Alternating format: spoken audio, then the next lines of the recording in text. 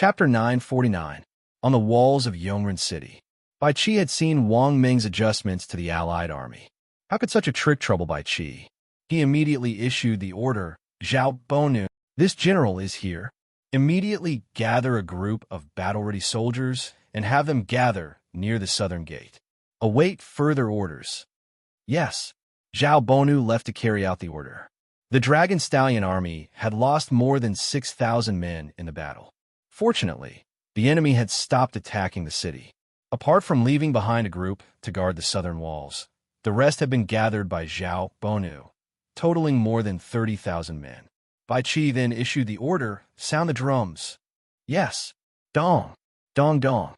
This was the first time the drums had sounded on the walls of Yongren City, but not for the defending army.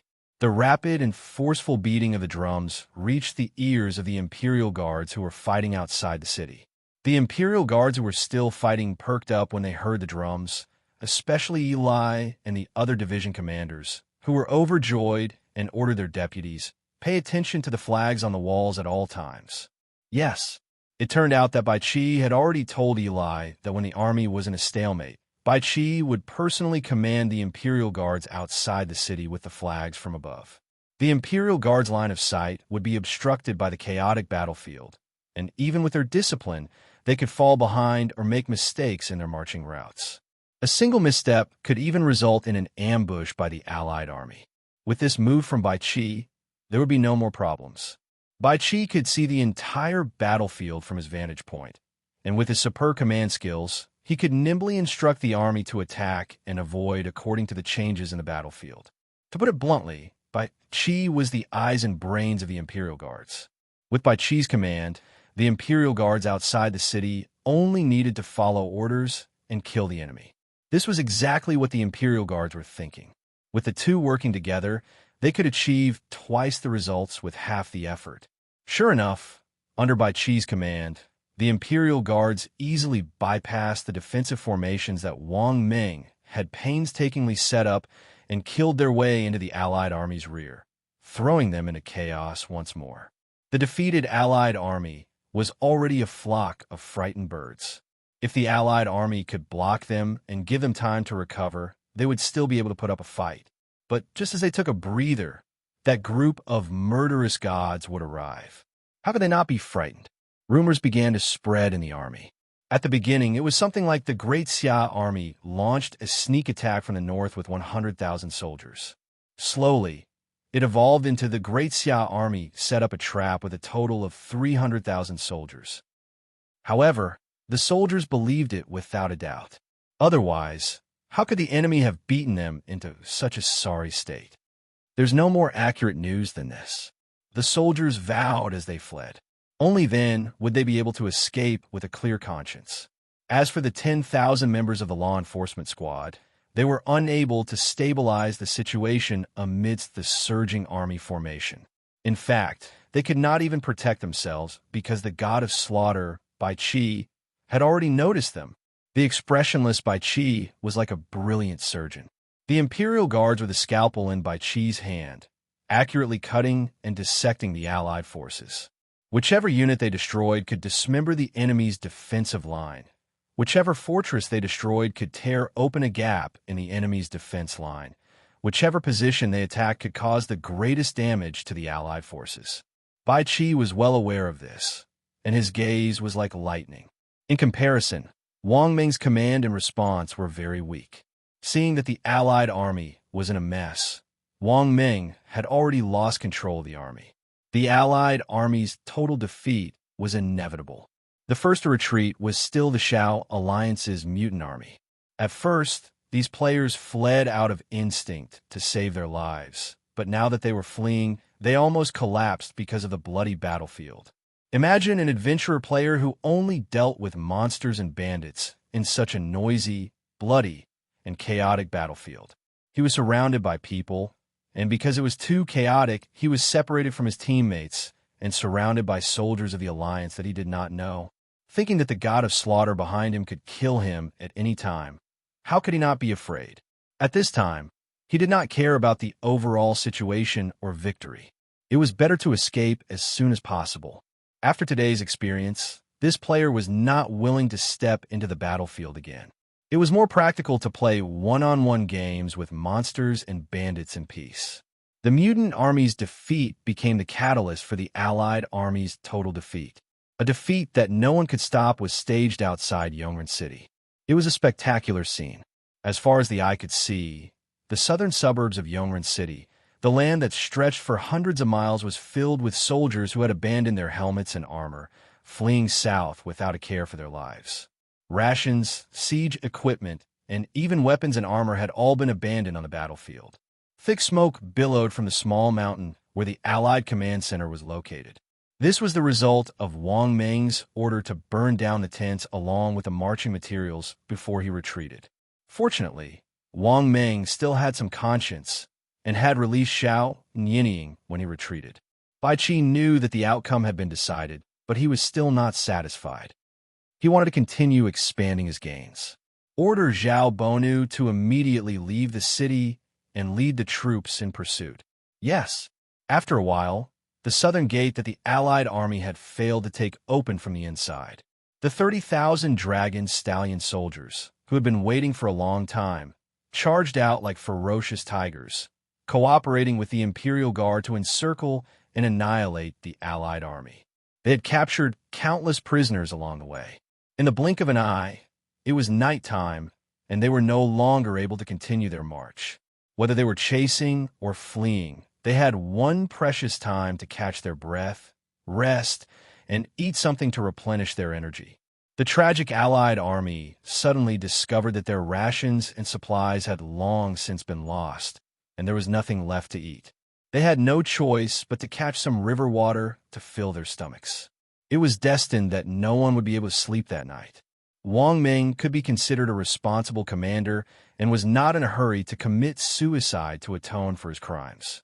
He knew that at times like this, as the commander-in-chief of the army, he had to shoulder even more responsibility. Taking advantage of the darkness, Wang Meng sent out groups of soldiers to gather the remnants of the army and form a combined force. Because Wang Meng knew that the Great Xia army would not let them off so easily. As soon as the sun rose, the pack of vicious wolves would catch up again.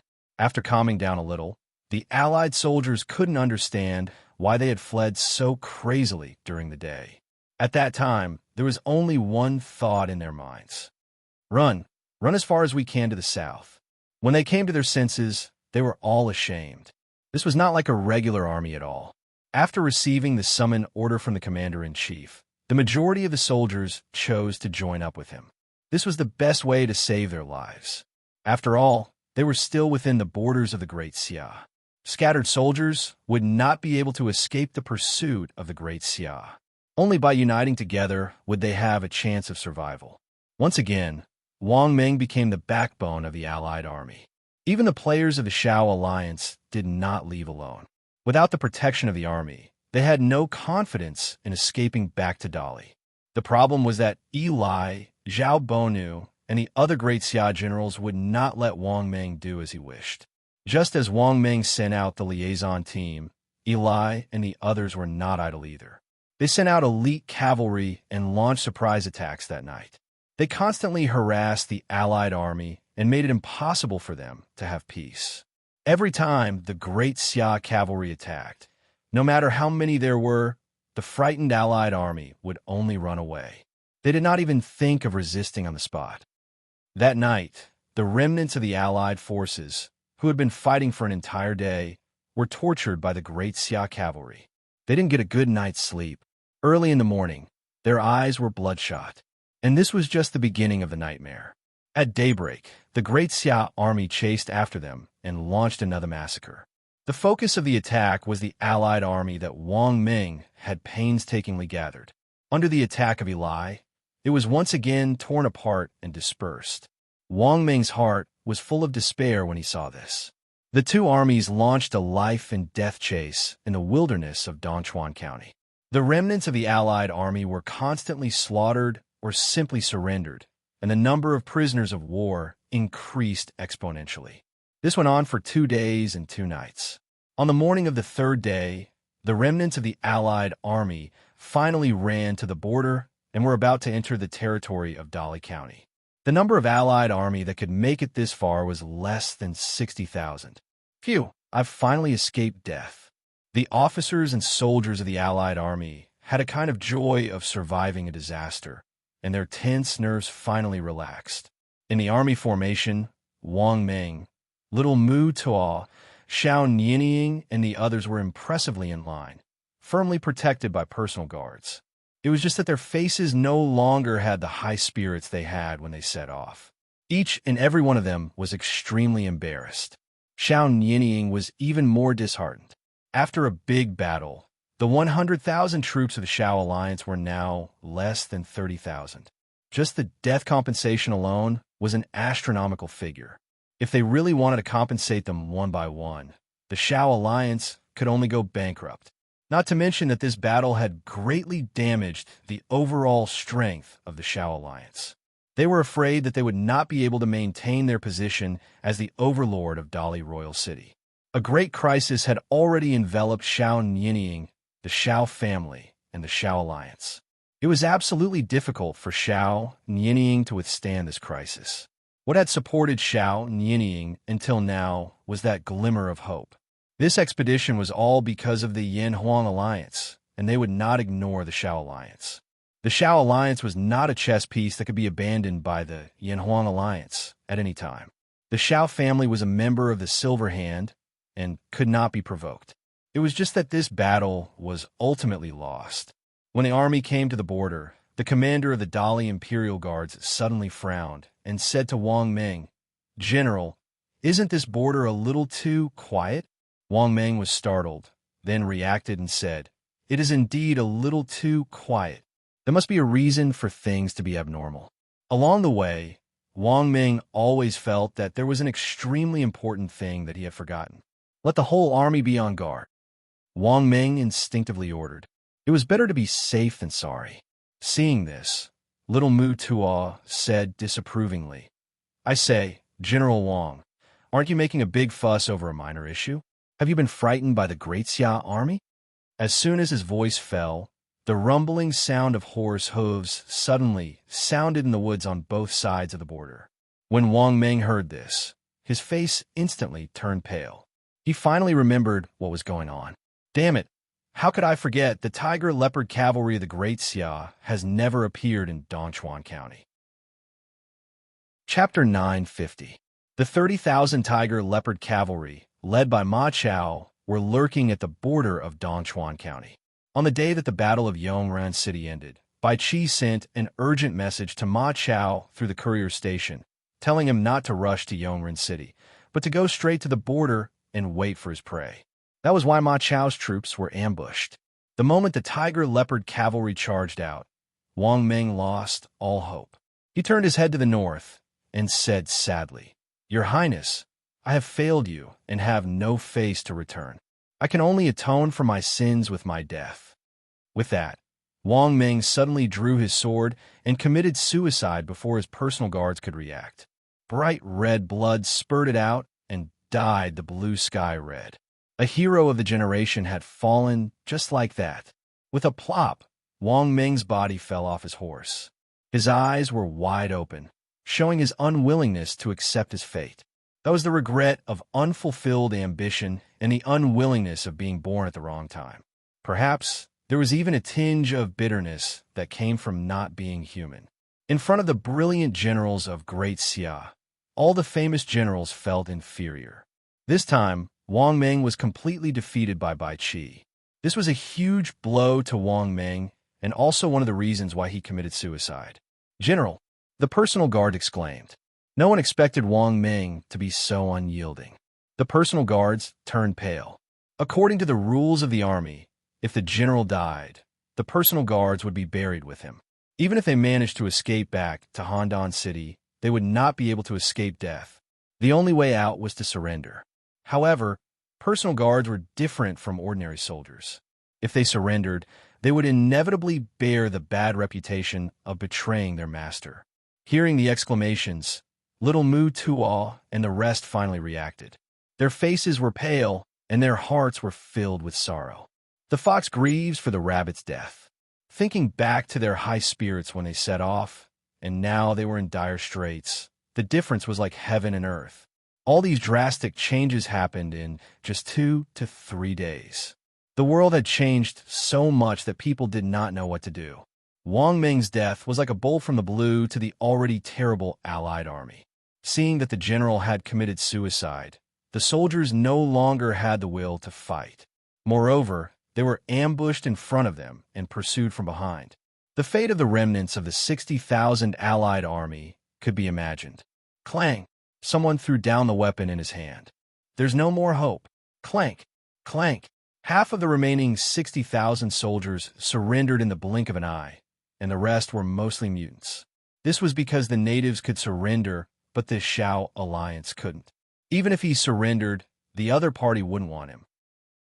Seeing this, Shao Nianying unsheathed the long sword on his waist. With a solemn expression, he loudly said, "Brothers, the failure of this expedition is my responsibility. I will naturally shoulder the due responsibility when I return. But now, please believe me one more time, unite together, and follow me to break out of this encirclement." When the members of the Shao Alliance heard that, they all had complicated expressions. Before the expedition, Shao Nianying used the experience of Flowing Light Pavilion as an example to convince the guild members to support this expedition. Most of the members agreed with Shao Nianying's judgment, otherwise they would not have willingly gone out to battle. However, the outcome of the expedition was unacceptable to the players. Wang Ming and the rest vowed that their plan was meticulous, but they were ambushed by Great Xia and suffered heavy casualties. Escaping all the way to the border, the members of the Shao Alliance were already resentful toward Shao Nianying. But no matter how much they hated each other, as Shao Nianying said, this was an internal conflict of the guild. Naturally, it should be left to be resolved after returning. What they needed to do now was to unite together and break out of this encirclement. Otherwise, it was unknown how many more brothers would die. Therefore, although Shao Nianying's mobilization order was ordinary, it aroused the passion of the members of the Shao Alliance. Kill! 30,000 members of the Shao Alliance gathered together and charged towards the Tiger Leopard Cavalry. Meeting on a narrow path, the brave wins. When Ma Chao saw this, he sneered, "Overestimating yourself." As he spoke, he took the lead and led the troops to fight with the Shao Alliance. The two armies were like two torrents, rushing towards each other and colliding in the wilderness. Blood splattered everywhere. 30,000 against 30,000 seemed to be evenly matched, but in such a large-scale battle, it was an infantry against the elite cavalry of Great Xia. It was impossible for the Shao Alliance to win. Countless players didn't even have time to display their skills before they were trampled into meat paste by the warhorses. In less than an hour, the outcome of the battle was decided. Apart from a few members of the Shao Alliance, who fought their way out and escaped back to Dali in a sorry state, the rest lost their lives. At this point, the Battle of Dongchuan County had basically come to an end. All that was left was to clean up the mess. As soon as the battle ended, Eli and Zhao Bonu, who were in charge of the pursuit, rushed over. The three armies of Great Xia met victoriously at the border and settled the overall situation. After letting the assistant generals deal with the aftermath, the three generals gathered together. Zhao Bonu took out 2 military orders and said solemnly, "Commander's orders." Ma Chao and Eli bowed and said, "Receive the orders." Zhao Bonu first looked at Eli and said, "General Wu Wei will lead the 4th Imperial Guard Corps to detain the prisoners of war, clear Dongchuan County, and guard Lingxi City." "Yes, Commander." Eli cupped his fists and received the military order. After the Battle of Yongren City, the Allied army had scattered in all directions. Apart from the prisoners of war, there were still many stragglers in Dongchuan County that needed to be regrouped and reorganized. In this battle, among the 200,000 Dali Allied army, apart from the 10,000 mutants who had escaped, the rest were either killed or captured. Currently, the Allied army had around 60,000 prisoners of war, and the final number of prisoners of war would only be calculated after Dongchuan County was completely cleared. This task would take a long time, and it was just the right time for the 4th Imperial Guard Corps to attack Lingxi City and intimidate the people around. This way, Eli could lead his troops to clear the area while cooperating with the Privy Council to reorganize the troops. Zhao Bonu then looked at Ma Chao and said, General Finway will lead his troops into Dali County and take down Cloud City. Taking down Cloud City would eliminate a hidden danger. Yes, Commander. Cloud City was now left with only 2 or 3 people, and taking down Cloud City would be a piece of cake. However, the Dali Imperial Court had no reason to intervene. The loss of 50,000 Imperial Guards was also a heavy blow to that person in the Dali Imperial Palace, and he would no longer be able to easily influence the decision of the Dali Imperial Court. There was a limit to the authority given by Gaia. Zhao Bonu took out a secret letter and passed it to Ma Chao, saying, This is a password that His Majesty has entrusted to the commander. Ma Chao listened and solemnly accepted it. Of course, Ouyang Shuo could directly give the order to Ma Chao, but where would Bai Qi be placed? Therefore, even if Ouyang Shuo was Emperor Xia, many things had to be done according to the rules.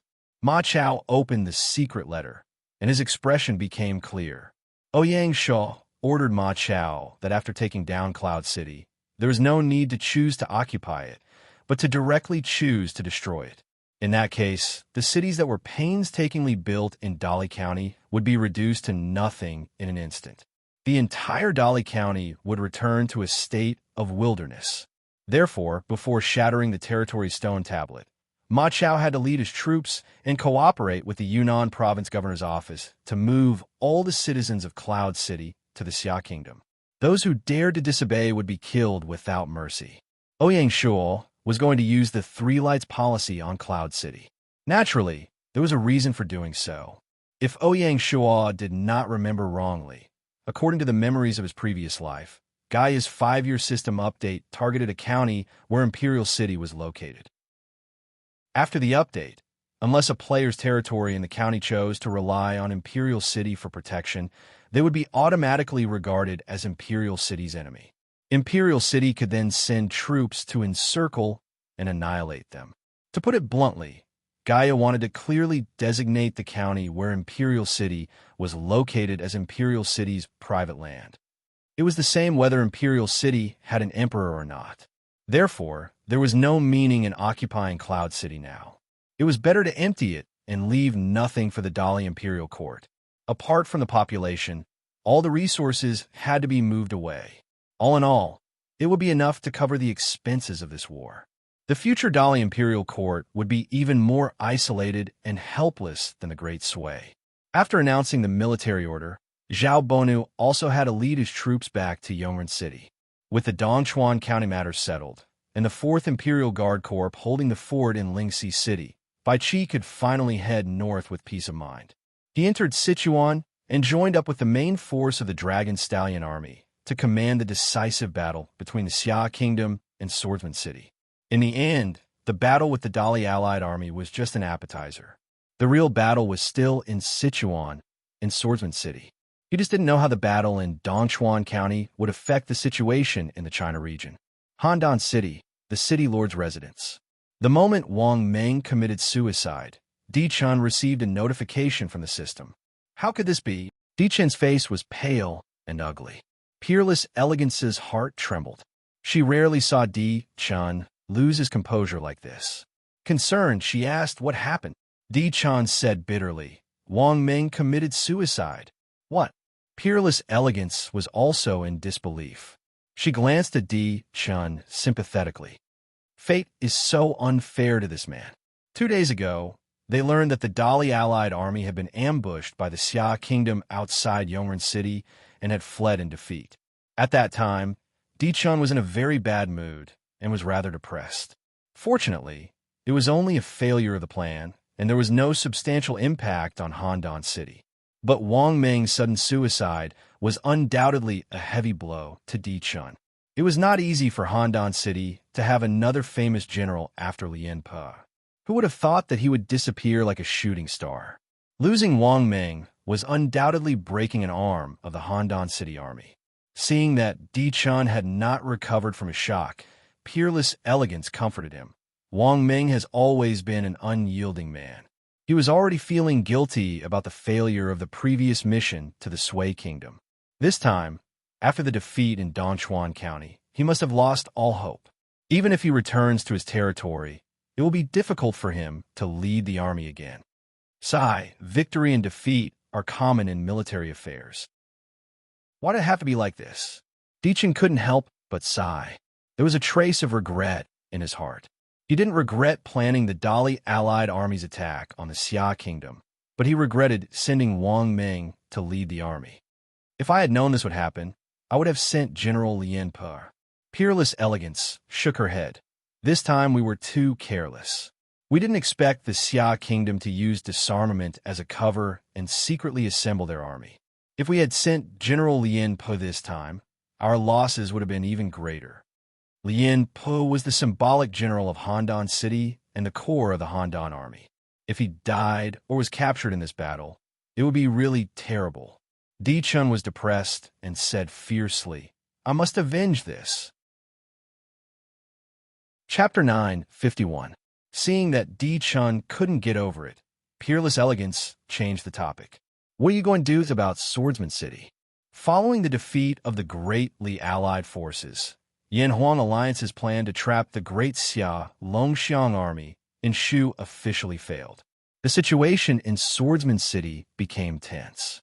At this time, Di Chun had to make a clear stance, otherwise Feng Qingyang would curse again. What do you think? Di Chun didn't answer directly. In my opinion, we still need to support them. Reason? From the ambush outside Yongren City, Great Xia's purpose in provoking this war may not only be Swordsman City. I'm afraid they have other intentions. Speaking of this, peerless elegance suddenly said, I heard that the old fox plans to conduct a second ocean voyage in October. Di Chen's eyes narrowed. You mean to say that this war is actually a trap set by the old fox to clear the obstacles for the ocean voyage? Most likely so. Great Xia has not been established for long, and there are still many hidden dangers around.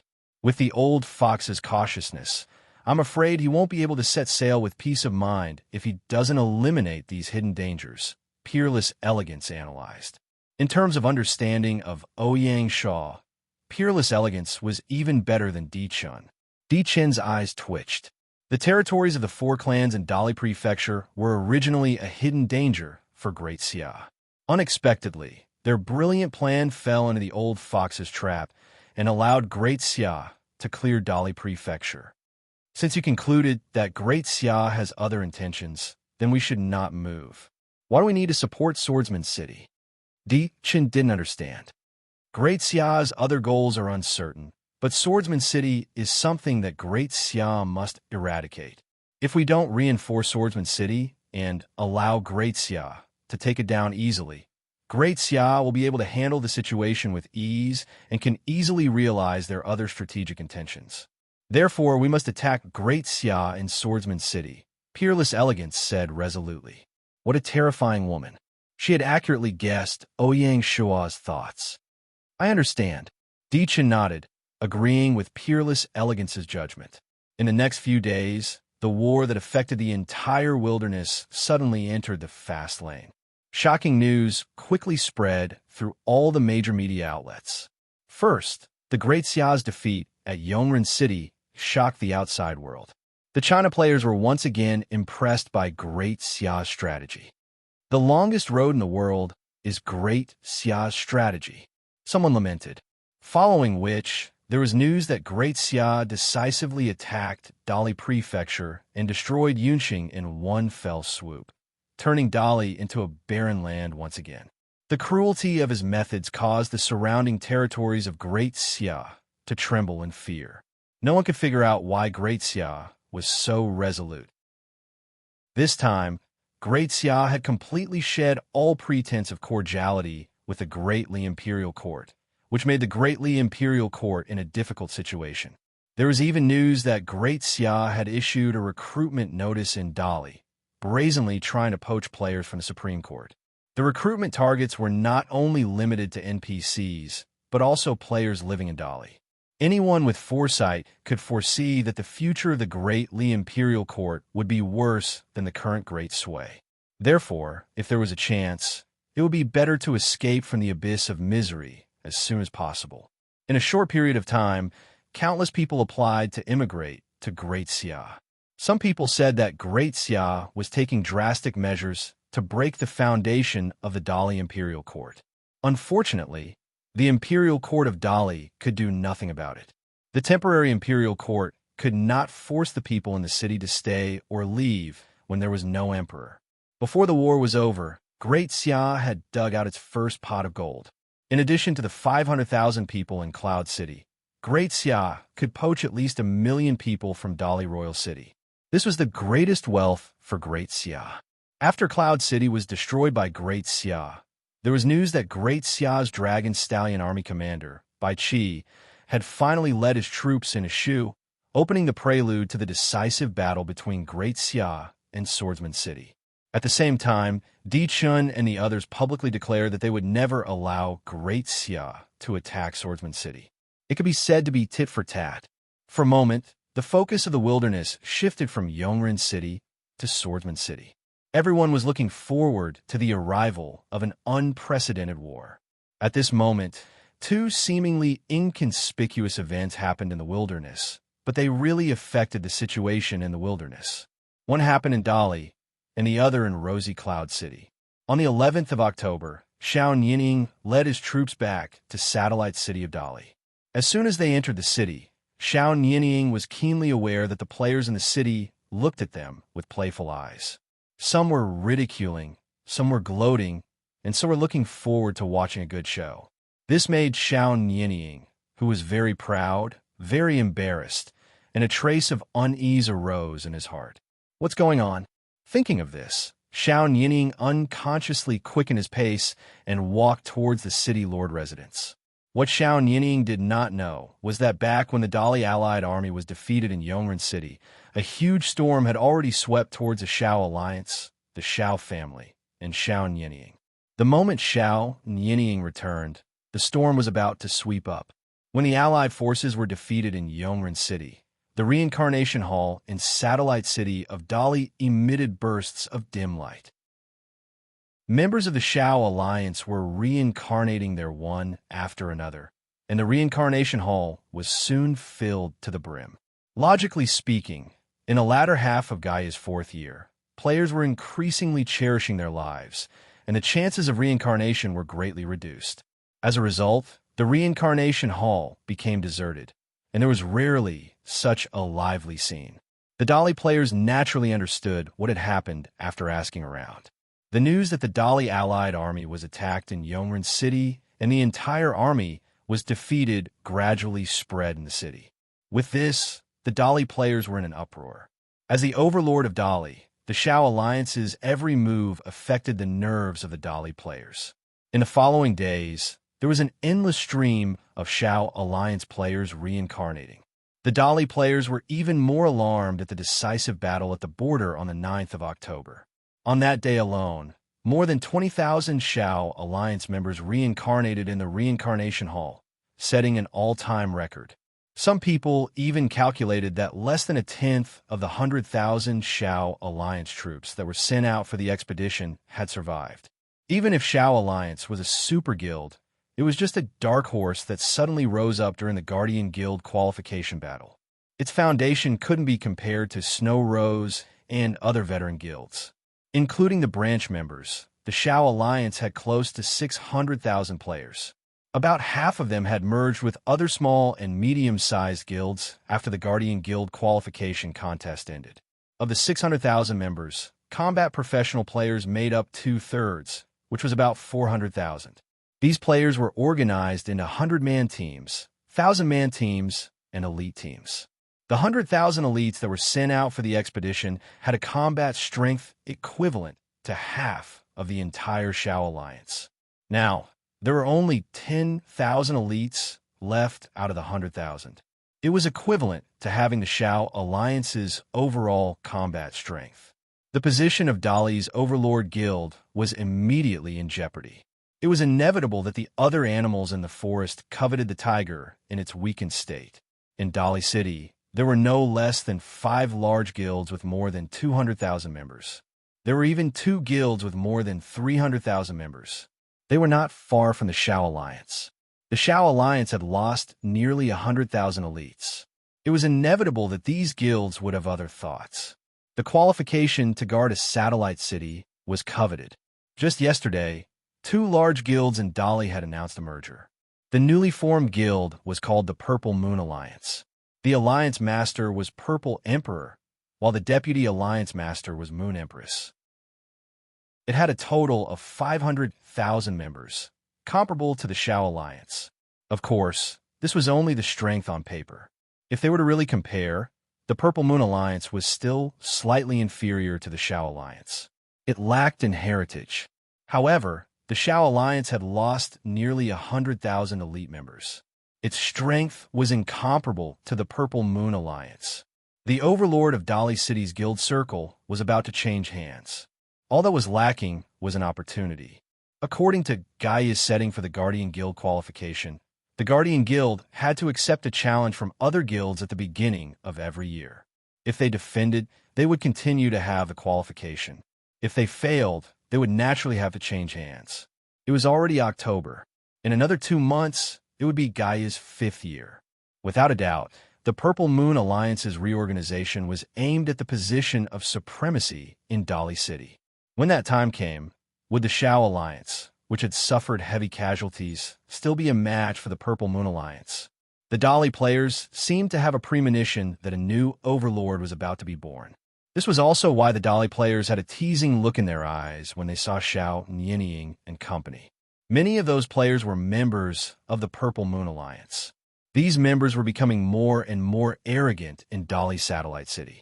It was as though they considered themselves the new masters. Shao Nianying and company returned to the City Lord Manor, the new headquarters of the Shao Alliance. The atmosphere at the headquarters was equally heavy, so heavy that it was suffocating. The uneasiness in Shao Nianying's heart intensified. Just as he sat down, before he could rest, he was stopped by his confidant. "Young master, the family head invites you over." In name, Shao Nianying was the leader of the Shao Alliance, the person in charge of the Shao Alliance. But in fact, the leader of the Shao Alliance was the entire Shao family. Shao Nianying was just the spokesperson that the family pushed to the forefront. The Shao family's family head was the true person in charge of the Shao Alliance. City Lord Manor, Main Hall. "Father." Shao Nianying saluted the family head, that is, his father Shao Yuni. His heart was quite perturbed. Father Shao looked at his son with a complicated expression. Seeing that the armor on his body was tattered and he looked tired, it was obvious that he had suffered a lot in this expedition. He could no longer reprimand him. In the end, this expedition was the family's decision, and Shao Nianying was just an executor. The commander of the whole war was Wang Meng, and he had nothing to do with Shao Nianying. This big defeat really couldn't be blamed on Shao Nianying. But other people don't think so. Shao Yuni sighed in his heart. Although Shao Nianying cared about his face, he was also a sharp person. He said, "Father, did something happen?" Shao Yuni nodded and briefly explained the matter of the Purple Moon Alliance. This group of damn guys. Shao Nianying's expression was extremely ugly. He didn't expect that as soon as the Shao Alliance showed its fatigue, a challenger would appear. This is not the worst. Shao Yuni's expression was also not relaxed. After a pause, he said with difficulty, "Strongholds are always broken from the inside. There's a traitor in the guild." Chapter 952. Who betrayed us? Shao Nianying asked. Father Shao waved his hand and said, "Let's go to the meeting hall. Everyone is waiting. You have to be mentally prepared." Without waiting for Shao Nianying to ask, he got up and left. The father and son arrived at the meeting hall. The core members of the Shao Alliance were all present. Shao Nianying frowned and secretly said, "Are they trying to force us to abdicate?" Just as they sat down, someone started to make things difficult. Alliance leader, 90,000 brothers lost their lives in this expedition. According to the compensation of 500 gold coins per person, the guild needs to come up with 45 million gold coins in a lump sum. Alliance leader, please make a decision. The person who spoke was the deputy alliance leader of the Shao Alliance, Luo Wuchen. He represented the interests of the small and medium-sized guilds that were merged into the Shao Alliance after the guild qualification battle. 45 million gold coins was an astronomical figure. Even the rich Great Xia could not come up with such funds. However, the death compensation was signed in an agreement and could not be denied. On the way back, Xiao Nianying had been thinking about how to solve this problem, but he still had no clue. Faced with Luo Wuchen's questioning, Xiao Nianying was speechless. He said, "Take out the 5 million gold coins from the warehouse first. We can think of a way with the remaining funds."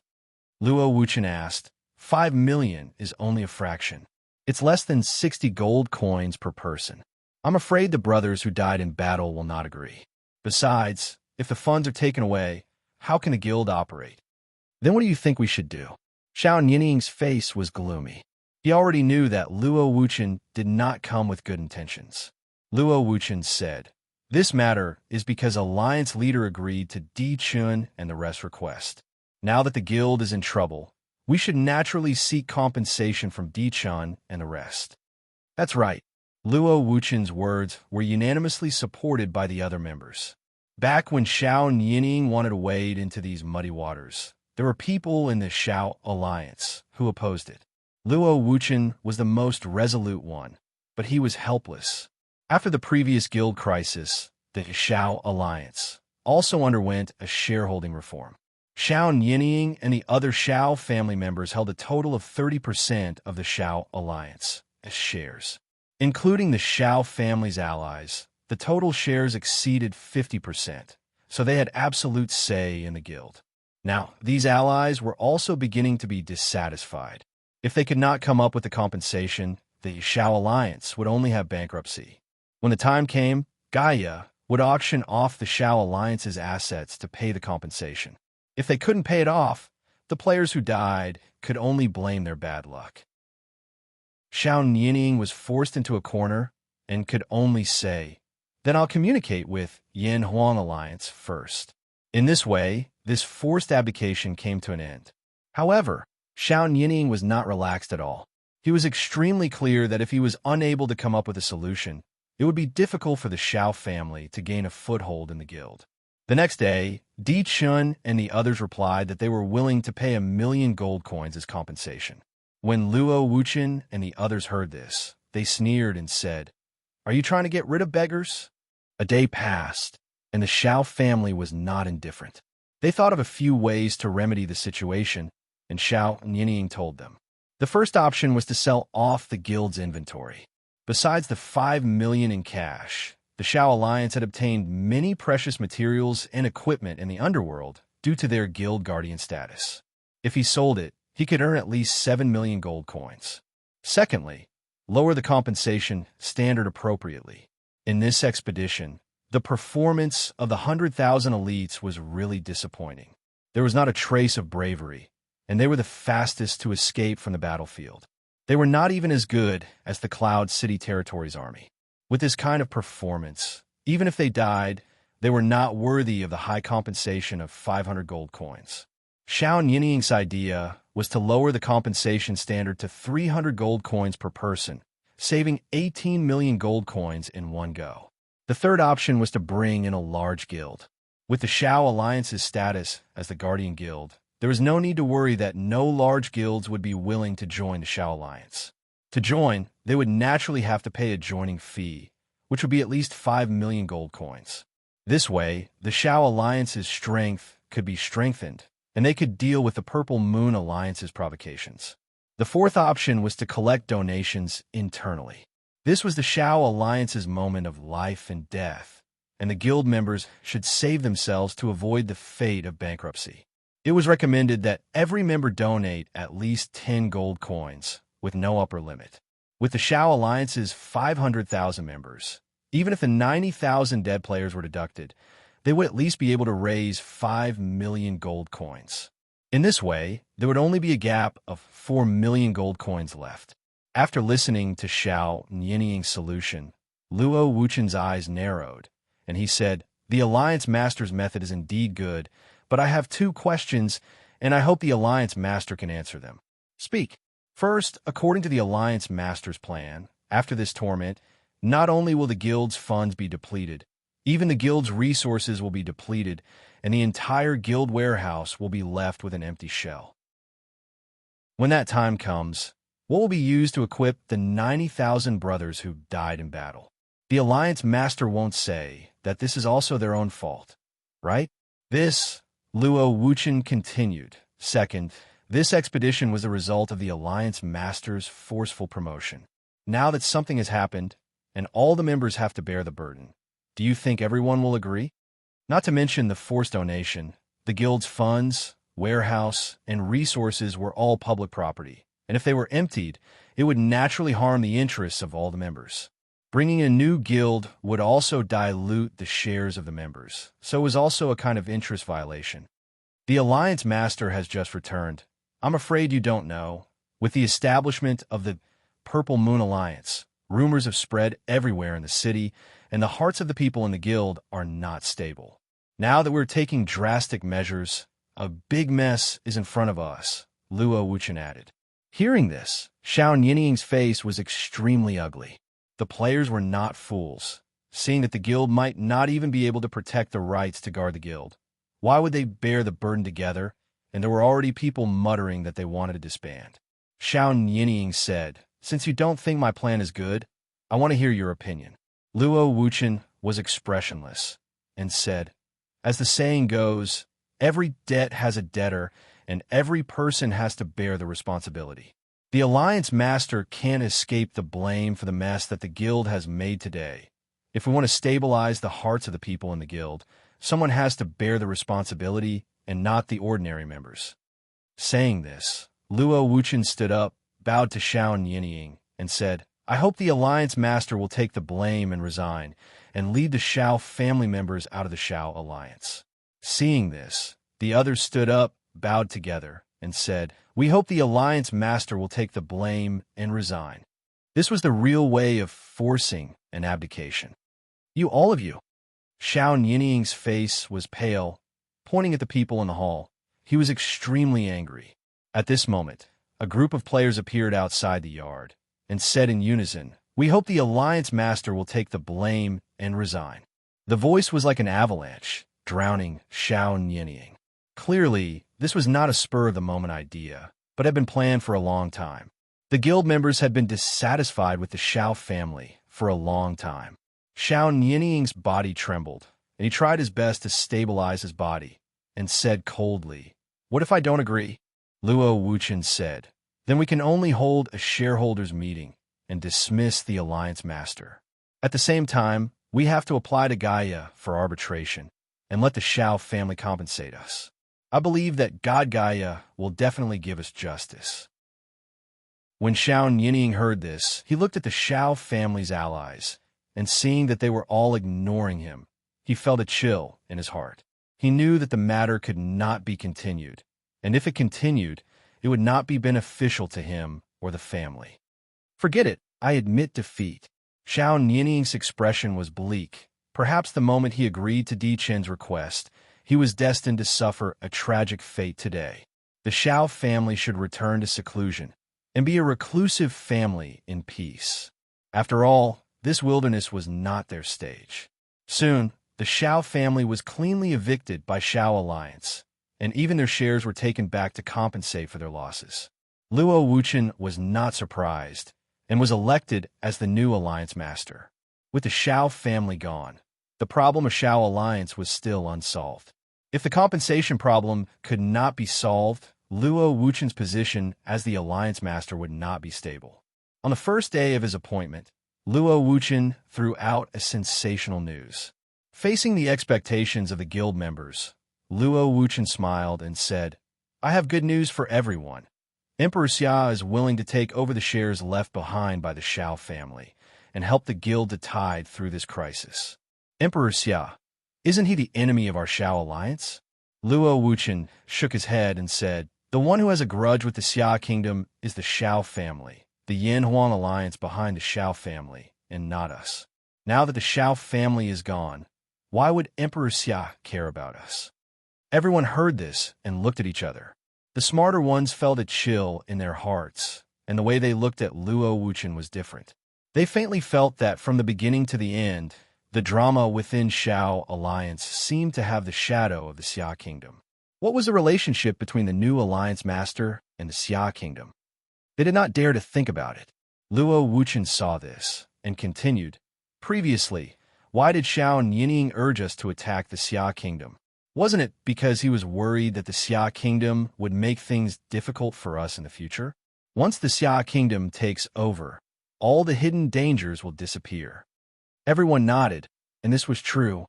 Even if we agree with Emperor Xia's participation in the guild, how are we going to solve the current problem? Can Emperor Xia come up with the funds in one go? Currently, Shao Alliance was at its weakest.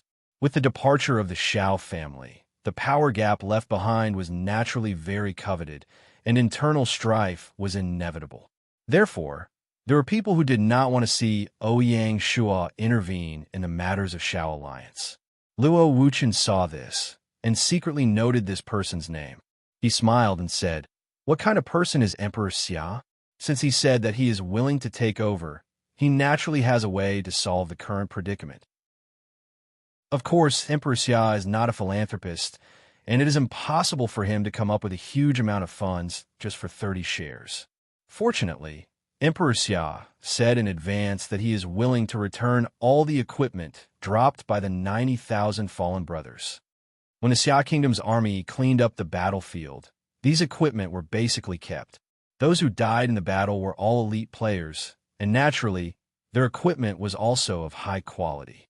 Each set was no less than 100 or 200 gold coins, and some even more. Therefore, this batch of equipment alone was worth tens of millions of gold coins. When everyone heard this, they could not help but gasp. They were shocked by the generosity of the Xia Kingdom. Chapter 953.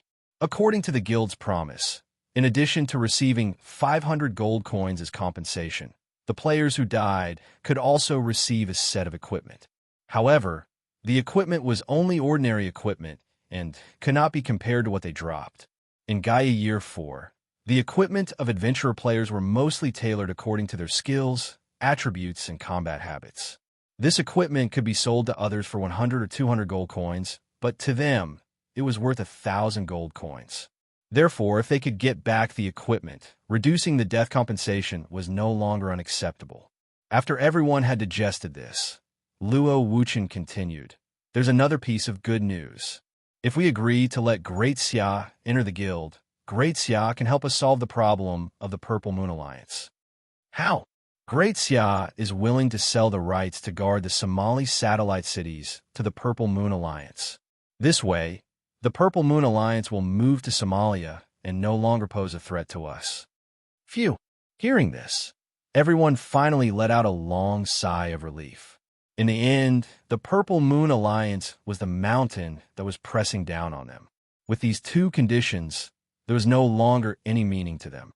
"I agree to let Great Xia enter the guild." "Agreed." Luo Wuchen smiled and nodded. After discussion and the agreement of all the members, the Shao Alliance finally decided on a package of compensation plans. First, the Shao Alliance was renamed to the Fallen Leaf Alliance.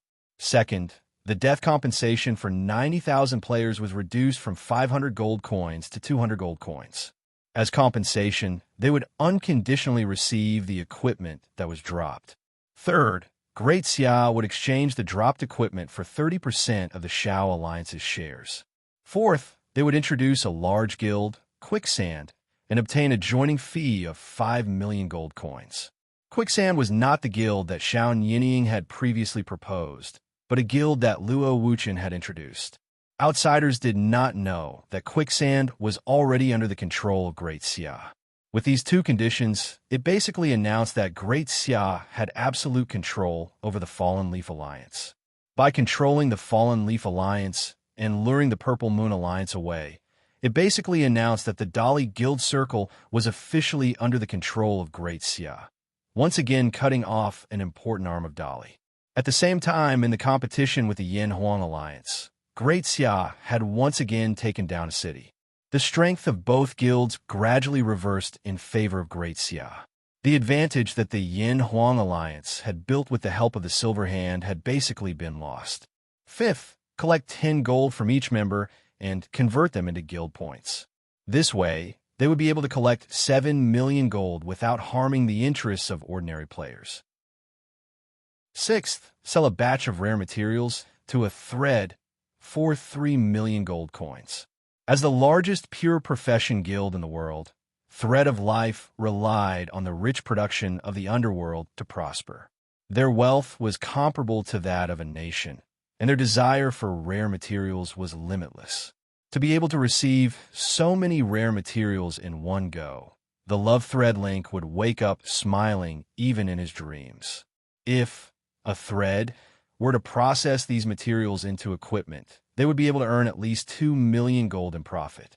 This was because in the later stages of the game, there would be more master and grandmaster professional players, and the profits that could be generated would naturally be higher. The quiet rise of a thread allowed the status of life profession players in the game to rise as well. At this point, everyone had clearly realized the immense value of lifestyle players. If not for the protection of the Great Xia Kingdom, a thread would have been torn to pieces.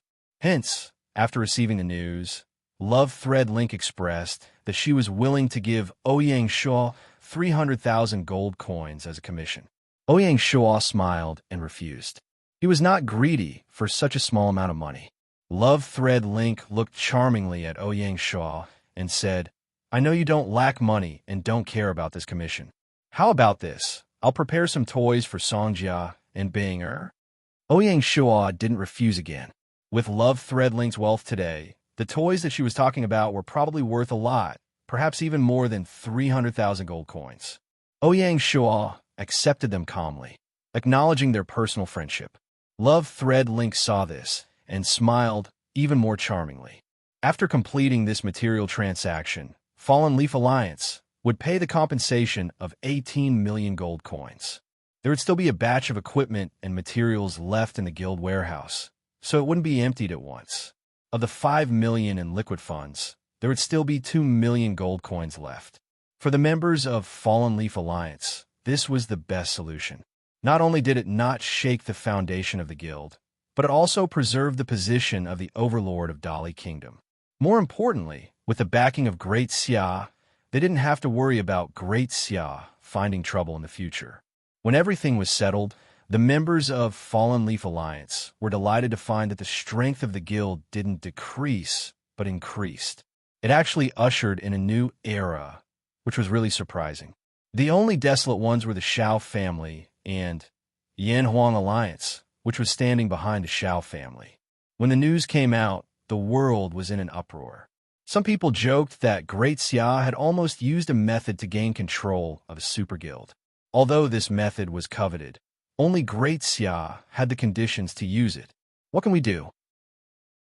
Those who were jealous could only be envious and jealous. On the night that the plan was announced, Luo Wuchen sent a secret letter to the commander of the Mountain Sea Guards in Dali. There were only 4 words in the secret letter. Mission completed.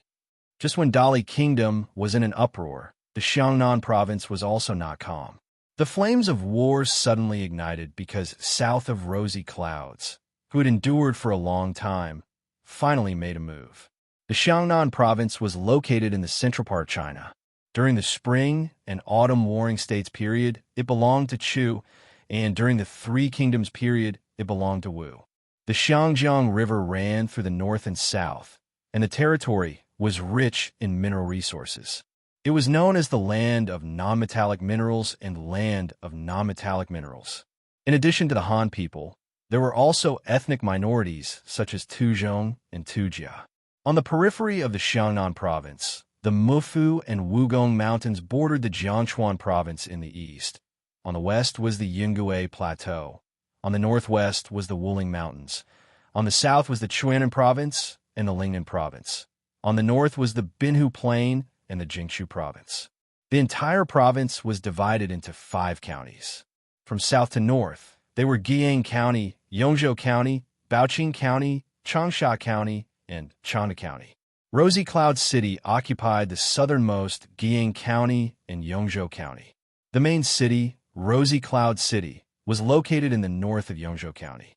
When the Child Protection Department was attacked, south of Rosy Cloud City began to mobilize its army. The strange thing was that the two field legions of Rosy Cloud City did not go south to confront the Leopard Tau army stationed at the border of the Chuanan province. Instead, they suddenly went north. What do you think? South of Rosy Cloud City was also a cunning person. They knew that they didn't have the strength to fight head-on with Great Xia. Seeing that the Great Xia army and Swordsman City were in a heated battle, south of Rosy Cloud City had the idea of fishing in troubled waters. With the help of the mountain sea guards, Rosy Cloud City's reputation in the Xiangnan City was completely ruined. Since that was the case, south of Rosy Cloud City simply went all out and continued to implement internal annexation within the city-state. This time, south of Rosy Cloud City's target was Baoqing County in the north. As long as they took over Baoqing County, Rosy Cloud City would have 3 counties. In addition, the remaining Changsha County and Chanda County were bordered by Danyang City. Basically, they would have the right to speak in the Xiangnan City. One had to admit that south of Rosy Cloud City had a good plan. The problem was, could Great Xia let Rosy Cloud City get what they wanted? Not to mention that Ouyang Shua didn't want a giant to appear in the northern region of the empire. There were many allies of Great Xia within the Xiangnan City. Since they were allies, Ouyang Shua couldn't leave them to die. The Leopard Army and the Mountain Sea Guards had long received orders to always pay attention to the movements of Rosy Cloud City. However, Ouyang Shua didn't expect that south of Rosy Cloud City would actually do the opposite this time, which was really surprising. In this way, they made a beautiful time difference. South of Rosy Cloud City's plan was to take over Baoqing County before Great Xia could react, creating an established fact. As for whether Great Xia would send troops to the north to avenge their ally, south of Rosy Cloud City had other means. On the 10th of October, the day before Xiao Nianying returned to Dali, Bai Qi had just entered Sichuan and was still on his way to Swordsman City. On that day, the 2 field legions of Rosy Cloud City had already quietly assembled at the border. They brazenly invaded Baoqing County and took the initiative to provoke an internal war in Xiangnan City. Previously, Rosy Cloud City's annexation was only done covertly. Before sending troops, they would always find various reasons to gain a foothold in morality. This time, it was simple and brutal. South of Rosy Cloud City didn't say anything at all. They directly sent troops to Baoqing County and caught Baoqing County off guard. On that day, a territory was taken by Rosy Cloud City. Looking at the situation, it was only a matter of time before Baoqing County fell. Because Baoqing County was located in the middle of the Xiangnan province, it was not connected to Great Xia. Even if Great Xia wanted to help, it was too far away. In addition, Lord Chunshin and south of Rosy Cloud City had a tacit understanding. Just as Rosy Cloud City was attacking Baoqing County, the 2 field legions of Danyang City suddenly went south and attacked Changsha County and Chanda County. It seemed that the 2 of them wanted to divide the cake and divide the Xiangnan City together. What outsiders didn't know was that south of Rosy Cloud City was loyal to the Yin-Huang Alliance in exchange for Lord Chunshin's support. After Danyang City took over Changsha County and Chanda County, they would transfer them to Rosy Cloud City.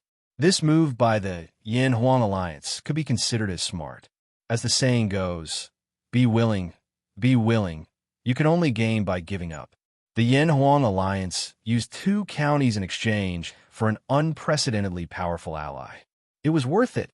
If this went on, the Xiangnan City would definitely be destroyed and replaced by an even more powerful Rosy Cloud City.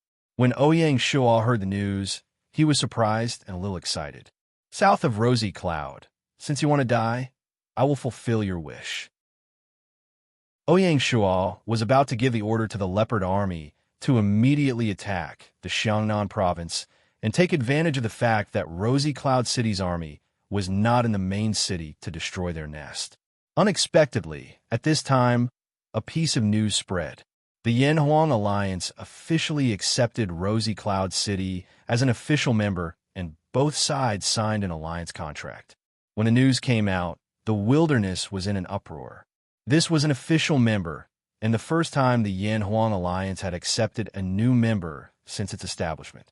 When Ouyang Shuo heard the news, his face instantly became gloomy.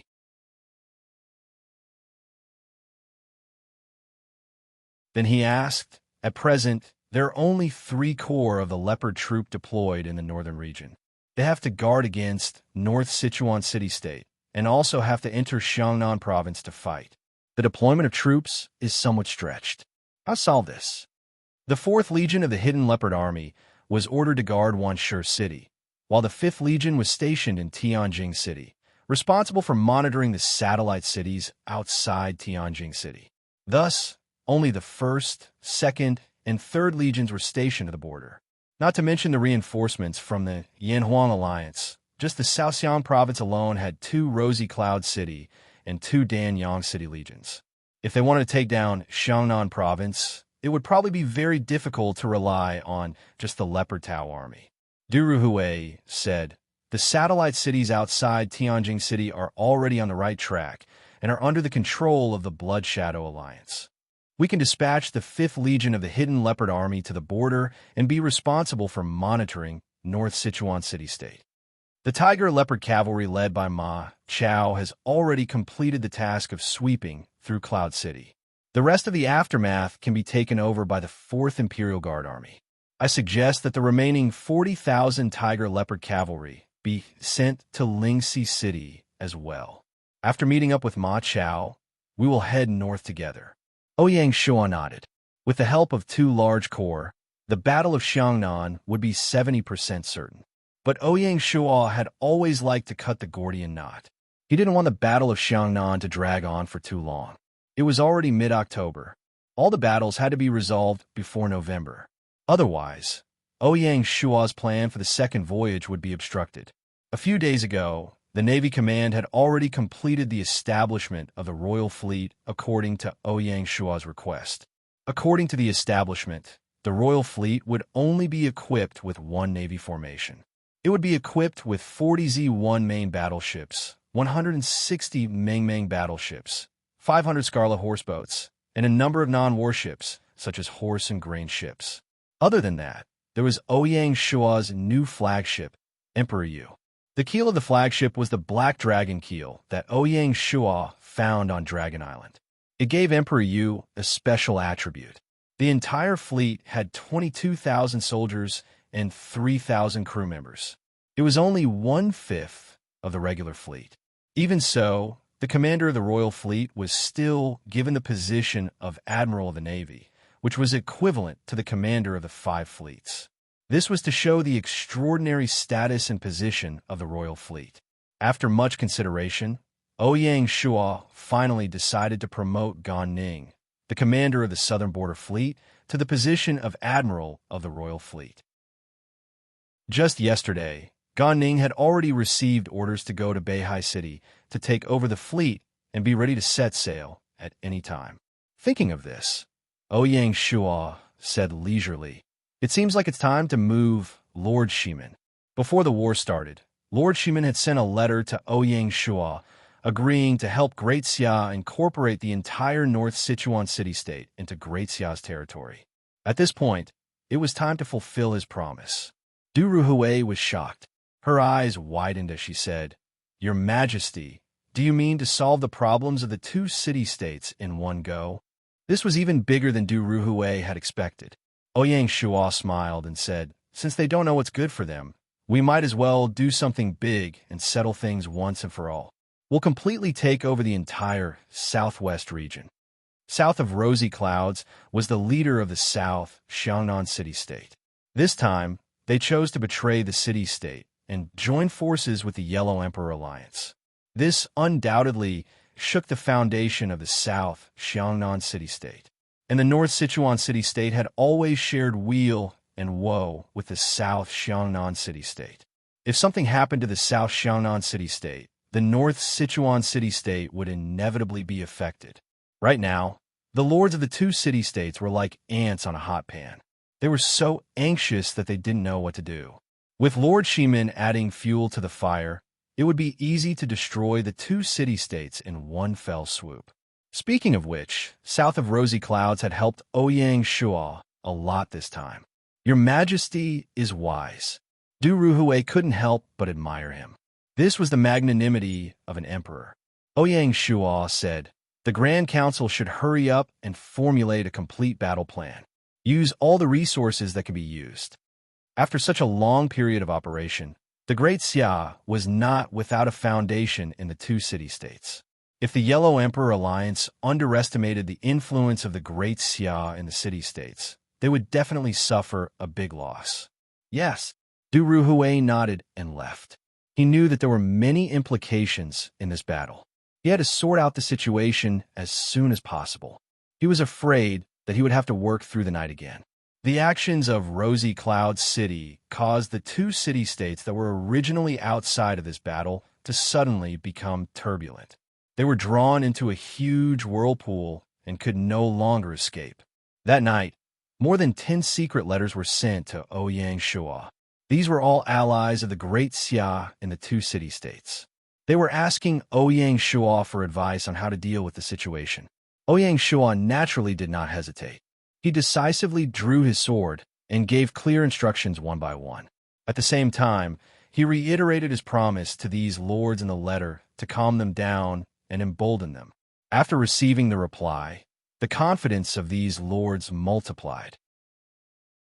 It was as if they were witnessing the arrival of a new era. That night, the major territories began to assemble their troops and cooperate with the Great Xia army to complete a battle to overthrow the two city-states. In this battle, no one had a path of retreat. On the 12th of October, almost at the same time, a small portion of the territories of the Southxiang city-state and the North Chuanbei city-state publicly announced that they would withdraw from their respective city-states and voluntarily join the rule of the Great Xia dynasty. As such, the only two major city-states in the China region suddenly disintegrated in a single day. The once flourishing era of city-states had suddenly come to an end, and they would withdraw from the stage of history. When the news came out, the players in the China region were filled with emotions. They felt as if they were witnessing a historical era. With the sudden disintegration of the two city-states, a pure warring states era had quietly arrived in the wilderness. The following wilderness would purely be the stage for the Mountain and Sea Alliance and the Yellow Emperor Alliance. Even the supporting roles were gone. The two alliances were destined to face off against each other. And every time they fought, there would be giants falling. For example, Swordsman City. After the players sighed, they couldn't suppress their excitement. This was because the signal was too obvious. In the face of the provocation of Rosy Cloud City and the Yellow Emperor Alliance, the Great Xia dynasty had accepted the challenge. While the battle in Swordsman City was still in suspense, the two giants of the China region had unexpectedly opened up an even larger battlefield and launched a life and death battle that no one had expected. It was still unknown who would emerge victorious. This epic battle that had swept the entire wilderness was ushering in the most exciting moment. Every player in the China region who was paying attention to the situation in the wilderness and current affairs had their eyes wide open for fear of missing the exciting moment. The major media had even sent teams of war reporters to follow up and report at any time. Even the foreign countries were paying attention to this battle in the China region. For no other reason, but because one of the protagonists of this battle was the Great Xia dynasty, which was closely related to them and wanted to rule the four seas. Almost at the same time these territories made the announcement, the 1st, 2nd, and 3rd legions of the Leopard Army of the Great Xia dynasty, under the command of the commander of the Leopard Army, Han Xian, brazenly invaded the territory of Rosy Cloud City under the banner of protecting their allies. The 5th Legion of the Leopard Army and the 2nd Legion of the Imperial Guards, one by one, received the order and led their troops north. After receiving the news, the territories in the Xiangnan province that had been attacked by Rosy Cloud City and Danyang City, as if they had received their savior, quickly assembled and resolutely resisted the invasion, determined to persist until the arrival of the Great Xia dynasty's reinforcements. And almost at the same time as the Leopard army set out, Di Chun and the others issued an announcement in the name of the Yellow Emperor Alliance, declaring that they would not sit idly by and watch Rosy Cloud City be invaded by the Great Xia dynasty. The poor swordsman city once again became a wild child that no one cared about. The eyes of the entire China region were attracted by the two provinces in the southwest, sitting and watching the battle between the Great Xia dynasty and the Yellow Emperor Alliance. Even more shocking news happened at noon that day. Chapter 955. October 12th, noon, North Chuan Province, Tongren County. North Chuan Province was located in the southwest plateau of China. During the spring and autumn period, it was part of the southern barbarians. The terrain within the territory was high in the west and low in the east. Other than the Han, there were also the Miao and mountain barbarians living in the territory of North Chuan Province. The province was rich in mineral resources, with a large amount of coal reserves, a complete range of coal quality, and was known as the Southwest Coal Sea. It could be said to be the engine of industrialization. The 5 counties under North Chuan Province, from north to south, were Tongren County, Guiyang County, Xingyi County, Dian County, and Guzhou County. The leader of the North Chuan city-state, Lord Shimon's territory, Fengmao City, occupied the northernmost Tongren County of North Chuan Province. At noon, Lord Shimon personally led his 70,000 troops all the way east to the border of his territory. Further east was Changde County of Xiangnan Province. Speaking of Changde County, one had to mention a lord, Gu Henshao. It was not because Gu Henshao was famous, but because Gu Henshao had a general under him, Li Mu. Using Li Mu's military power, Gu Henshao's territory occupied 3 of the 5 prefectures of Changde County. The border with Tongren County was Gu Henshao's territory, Laifeng City.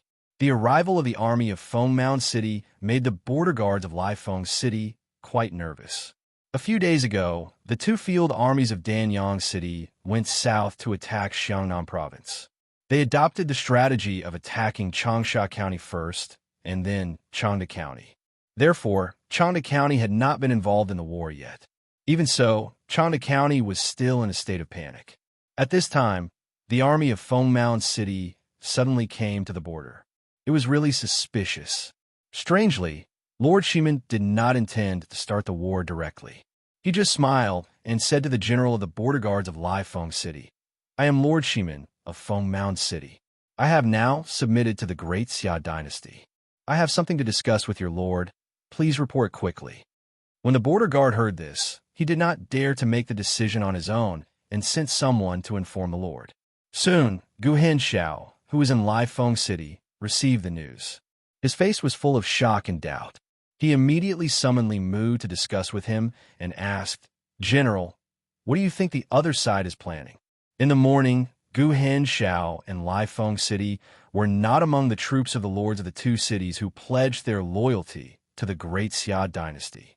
It was because of the previous battle in Guilin County that Li Mu and the Great Xia dynasty had become enemies. With this knot in his heart, Gu Henshao naturally didn't get too close to Great Xia. However, the drastic changes in the past 2 days had caused Gu Henshao to be a little flustered. First, Rosy Cloud City had completely fallen out with them, and their intention to annex the city-states was clear. Then, there was the loyalty incident in the morning, which directly buried 2 major city-states. Moreover, Pilyang City's army could attack at any moment. In such a whirlpool, with Gu Henshao's ability, he didn't know what to do and didn't know what to do. Gu Hengshao was originally a feudal lord with average aptitude. It was only because of his good luck that he managed to summon a divine general like Li Mu that he managed to achieve his current status. However, according to the current situation in the wilderness, even Li Mu couldn't protect Laifeng City. When Li Mu saw this, he didn't directly answer, but asked, "In your opinion, if the Great Xia dynasty doesn't intervene this time, can we resist the pincer attack of Rosy Cloud City and Pilyang City?" Absolutely impossible. Gu Henshao still had this judgment. Because of the early establishment of the city-states, there were few attacks within the city-states. Therefore, in the remaining 3 counties of Xiangnan province, there were as many as 13 large and small territories. Among these territories, there were allies of the Great Xia dynasty, pawns of the Yan-Huang alliance, and factions of the city-states that remained neutral. The three parties were entangled with each other, like a plate of loose sand. In this way, how could they resist the pincer attack of Rosy Cloud City and Pilyong City from the north and south? If the Great Xia dynasty didn't intervene, it was almost certain that Rosy Cloud City would unify the Xiangnan province. Li Mu said, "In that case, there are only 2 paths in front of my lord. Either submit to Rosy Cloud City or submit to the Great Xia dynasty. Which side is my lord going to choose?" What Li Mu said was indeed the truth. With the simultaneous efforts of the Yan-Huang alliance and the Great Xia dynasty, the wilderness no longer had space for small and medium-sized territories to survive. For small and medium-sized territories, at this time, there was no room for survival for small and medium-sized territories. This, Gu Hen Xiao was a little embarrassed. According to common sense, Gu Hen Xiao naturally didn't want to submit to the Great Xia dynasty, but it was impossible for him to submit to Rosy Cloud City. Who was in the south of Rosy Cloud City? It was just a lord of city-state that was slightly stronger than Gu Hen Xiao. How could he be willing? "If I let the general choose, which side will you choose?" Gu Hen Xiao asked. Li Mu was not embarrassed and directly said, "I will choose the Great Xia dynasty." Oh, this made Gu Hen Xiao quite surprised, because Gu Hen Xiao knew that Li Mu also had a knot in his heart. This knot in his heart was not because of the Battle of Guilin, but because the culprit who destroyed Zhao, Bai Qi, was in the Great Xia. Has the general let go of the knot in your heart? Gu Hen Xiao asked. Li Mu nodded and then shook his head, which made Gu Hen Xiao confused. He explained, "I have also thought it through. In the Battle of Chongping, Bai Qi fought righteously. As a general, I shouldn't be so narrow-minded towards Bai Qi. It's just that in the end, I still can't accept Bai Qi. I can't wait to fight again." During the Battle of Chongping, Li Mu had not completely risen in the kingdom of Zhao yet. It was a pity that he didn't have the chance to participate in the battle.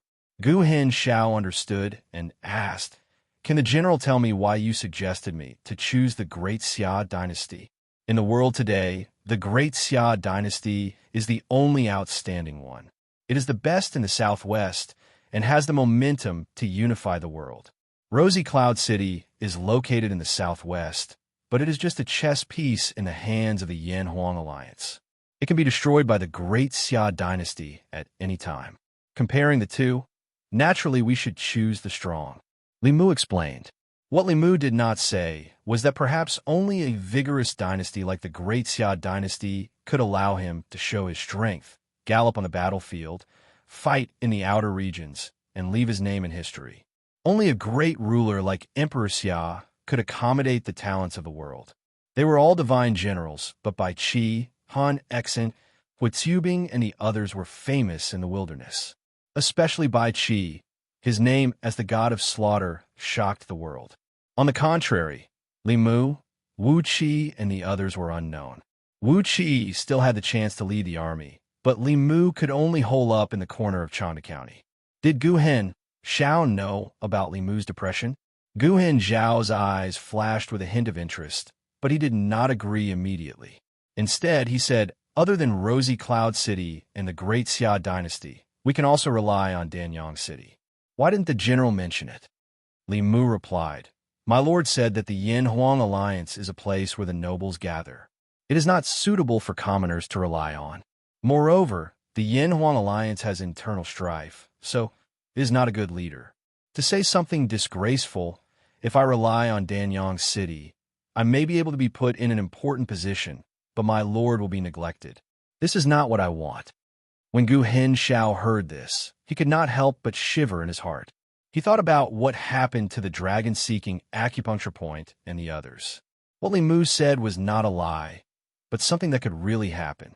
The current predicament was only for him, Gu Hen Xiao.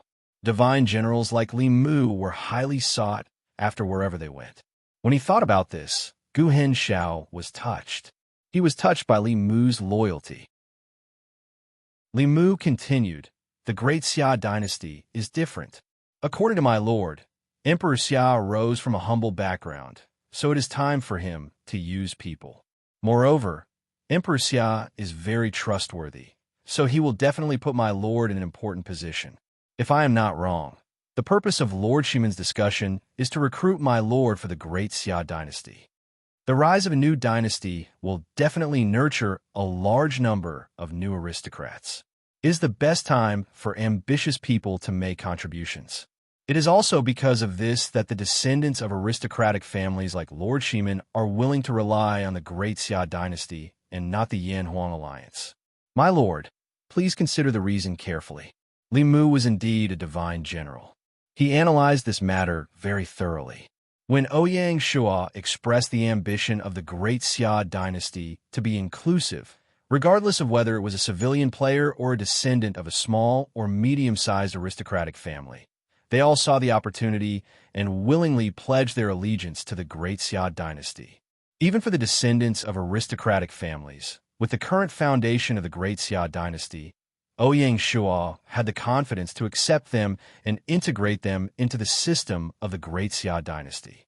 At the same time, in order to keep the aristocratic families in check, Ouyang Shua was also nurturing new aristocratic families. Other than using historical figures as the backbone of the dynasty, he was also not stingy in nurturing people like Mu Lanyue, Bai Hua, Black Snake, Meng Jida, and Gong Jian.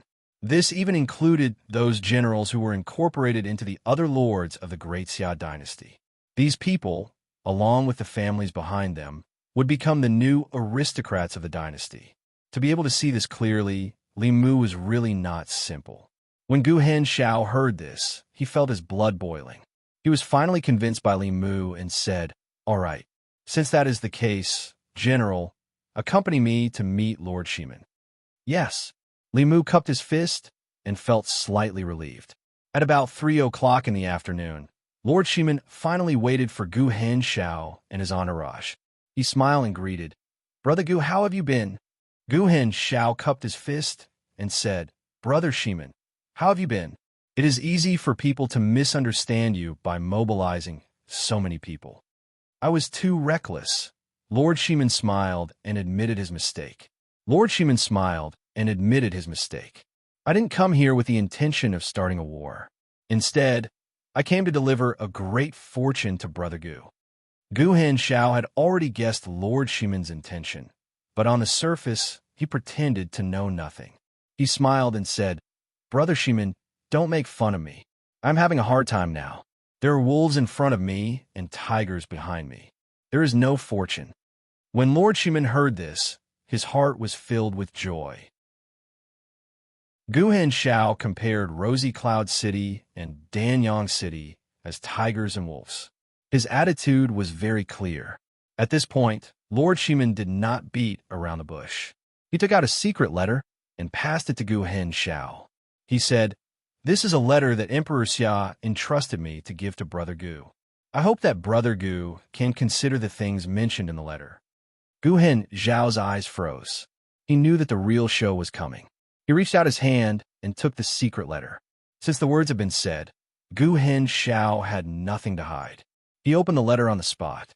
The more he read, the more complicated his expression became. There was excitement, regret, and an inexplicable melancholy. After reading, Gu Henshao did not immediately reply to Lord Shimon. Instead, he turned around and passed the secret letter to Li Mu, who was behind him, and said, "General, take a look." "Yes." Li Mu took it respectfully. Chapter 956. In a letter, Ouyang Shua made a promise to Gu Henshao and Li Mu. To Gu Henshao, Ouyang Shua gave him the position of prefectural governor and the title of first-rank earl.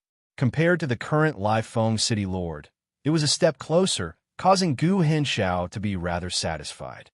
However, the world did not worry about scarcity, but about inequality. Compared to Gu Henshao, Li Mu's treatment really made people jealous. Ouyang Shua didn't deny it. He directly promised Li Mu the position of general, and he could lead an army. Li Mu would enjoy the same treatment as Han Xian, Sun Bin, and Hui Tsubing. After Li Mu finished reading the secret letter, even with his shrewdness, his hands trembled uncontrollably. This was because the position of the commander of the Great Xia army was not only limited to Great Xia, but also the entire world. It was the highest aspiration of a general. With this promise, Li Mu had nothing else to ask. Seeing this, Gu Henshao sighed in his heart. He knew that if he did not agree to it, the emperor and his official would immediately break up. It was not a wise move. He pretended not to see Li Mu's loss of composure and turned to official Shimin and said, "Since Emperor Xia is so kind, I dare not to disobey. Brother Shimin, if you have any specific arrangements, you might as well tell us directly. Come to Feng City and listen to our orders." With Li Mu's help in the Great Xia army, Gu Henshao's position as the prefectural governor would be as stable as Mount Tai. High official Shimin was overjoyed and said with a smile, "What dispatch? Brother Gu is laughing at me. His Majesty's intention is for General Li Mu to assume command of Fengmount City, Lai Feng City, and the rest of the armies in the two provinces that have pledged allegiance to Great Xia. He will ambush the army of Danyang City and cooperate with the Leopard Troop to complete the encirclement and annihilation of Xiangnan Province." When Gu Henshao heard this, he felt a little better in his heart and said, "As you command." After the discussion was done, Gu Henshao signed the formal agreement. Then, senior official Shimin felt relieved. His task was basically completed, and the rest was up to Li Mu.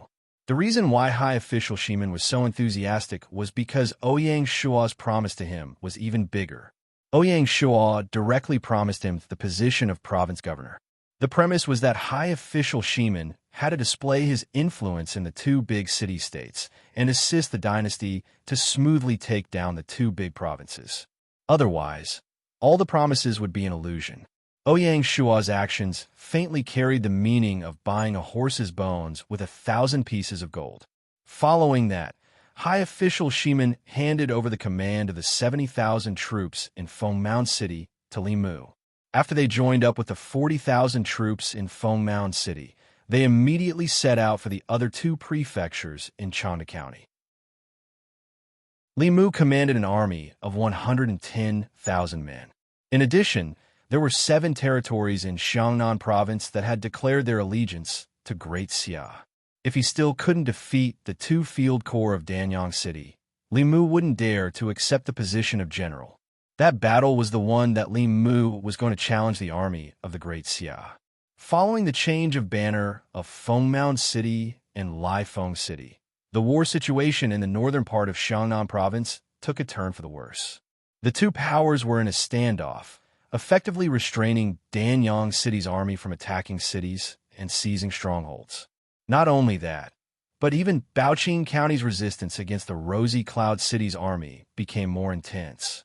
Coupled with the fact that the Leopard Troop, led by Han Xin, was heading straight for Rosy Cloud City, the war in Xiangnan gradually tilted in favor of Great Xia. The Yin-Huang Alliance, as planned to unify the South Xiang province, had become a bubble. At the same time, the 2nd Corps of the Imperial Guards and the 5th Corps of the Leopard Troop, who were ordered to head north, split into 2 groups and broke into the North Sichuan province. They cooperated with their allies of Great Xia and completed the capture of the North Sichuan province.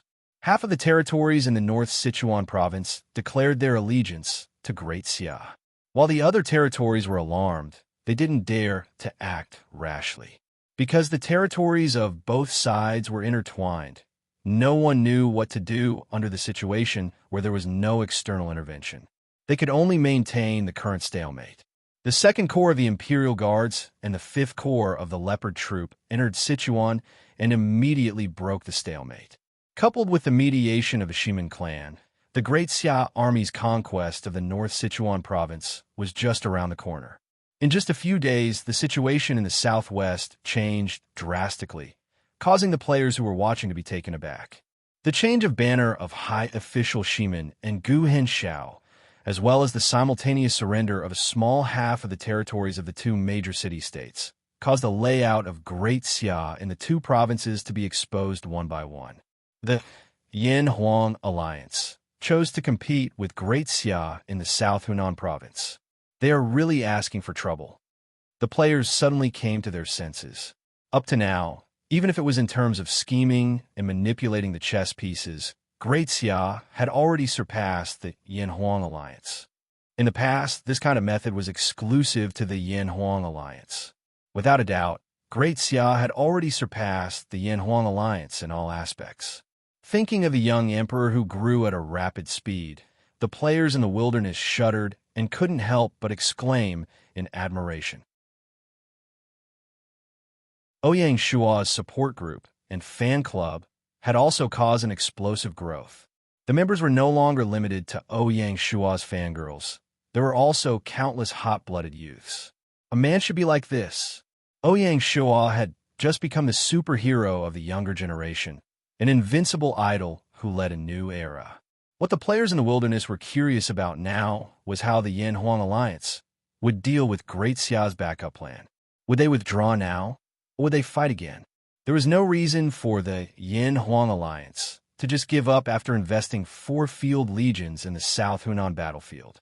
Handan City, the mayor's residence. Di Chun, Lord Chunshin, Warwolf, Xiongba, and the rest urgently gathered together to discuss the South Hunan battle. The one who spoke was Di Chun. Now that things have come to this, let's not hide anymore. Other than the necessary troops stationed at the borders, how many troops can each of the territories send as reinforcements? Give us a precise number and calculate it so that we can decide what the alliance should do next. Di Chin's so-called decision was naturally whether to send reinforcements to Rosy Cloud City and fight again. Lord Chunshin was the first to express his opinion. Danyang City can't send a single soldier unless we withdraw the 2 field legions that entered the South Hunan. Di Chun and the rest nodded, expressing their understanding. In the end, even if everyone present compressed their forces to the limit, they could only gather 150,000 reinforcements. Any more, and it could cause the borders to collapse, followed by complete defeat. Seeing this, Di Chun didn't press further. He also knew that this was already the limit. At least there was an increase of 50,000 troops from the original estimate of 100,000. Even so, it was still difficult. 150,000 reinforcements can only support one side. Choose Swordsman City or Rosy Cloud City. Everyone, speak up. Vaguely, Di Chun actually played the role of moderator, leading this discussion. But Lord Chunshin, Xiongba, and the rest did not express any objections. It was really surprising. It seemed that within the Yanhuang alliance, there was a tacit understanding. Di Chun's authority was once again established. Perhaps the major families also realized that a snake without a head can't do anything. Without a clear leader, the Yanhuang alliance was ultimately a pile of loose sand, unable to fight against the Great Xia. It was unknown what kind of compromises and sacrifices the Di family had made in order to push Di Chun to the forefront again. Swordsman City has already attached itself to the Shuhan dynasty. If we become their slaves, is there still a need for reinforcements? The one speaking was Xiongba. This ambitious and ruthless person was obviously very dissatisfied with Feng Qingyang's actions. Rosy Cloud City, Warwolf said concisely. Swordsman City. Military Kill Ripper's choice was not at all surprising. If the Great Xia took over Shu, it would directly threaten the safety of the Guangxi province. For the safety of his own territory, Military Kill Ripper still wanted to protect Swordsman City. Wandering Huan also wanted to choose Swordsman City, but seeing Xiongba's firm attitude in supporting Rosy Cloud City, he sighed in his heart. Under this dilemma, he simply said nothing and gave up. Finally, only Lord Chunshin was left. He smiled and said, I have already invested 2 legions. Is my attitude still not clear? Obviously, he had decided to abandon his traditional ally, Feng Qingyang, and rope south of Rosy Clouds. Strangely, south of Rosy Clouds did not attend this discussion. Seeing this, Di Chun concluded, the proposal to accept Rosy Cloud City was made by me, and I still insist on it. Rosy Cloud City has 4 votes in favor, 1 against, and 1 abstention. In this way, Swordsman City had unknowingly become the abandoned pawn of the alliance.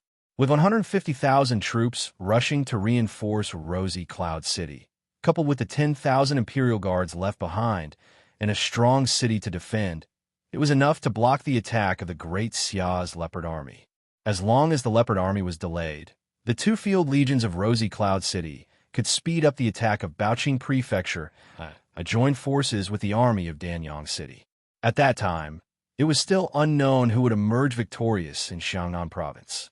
Just as Di Chun was about to announce the decision, Peerless Elegance suddenly said, "Actually, there's a plan that satisfies both sides. Everyone can consider it." Oh, Zhang Lang and the rest's eyes lit up. To be honest, Zhang Lang and the rest could not bear to abandon Swordsman City just like that. Where the rabbit dies, the fox grieves.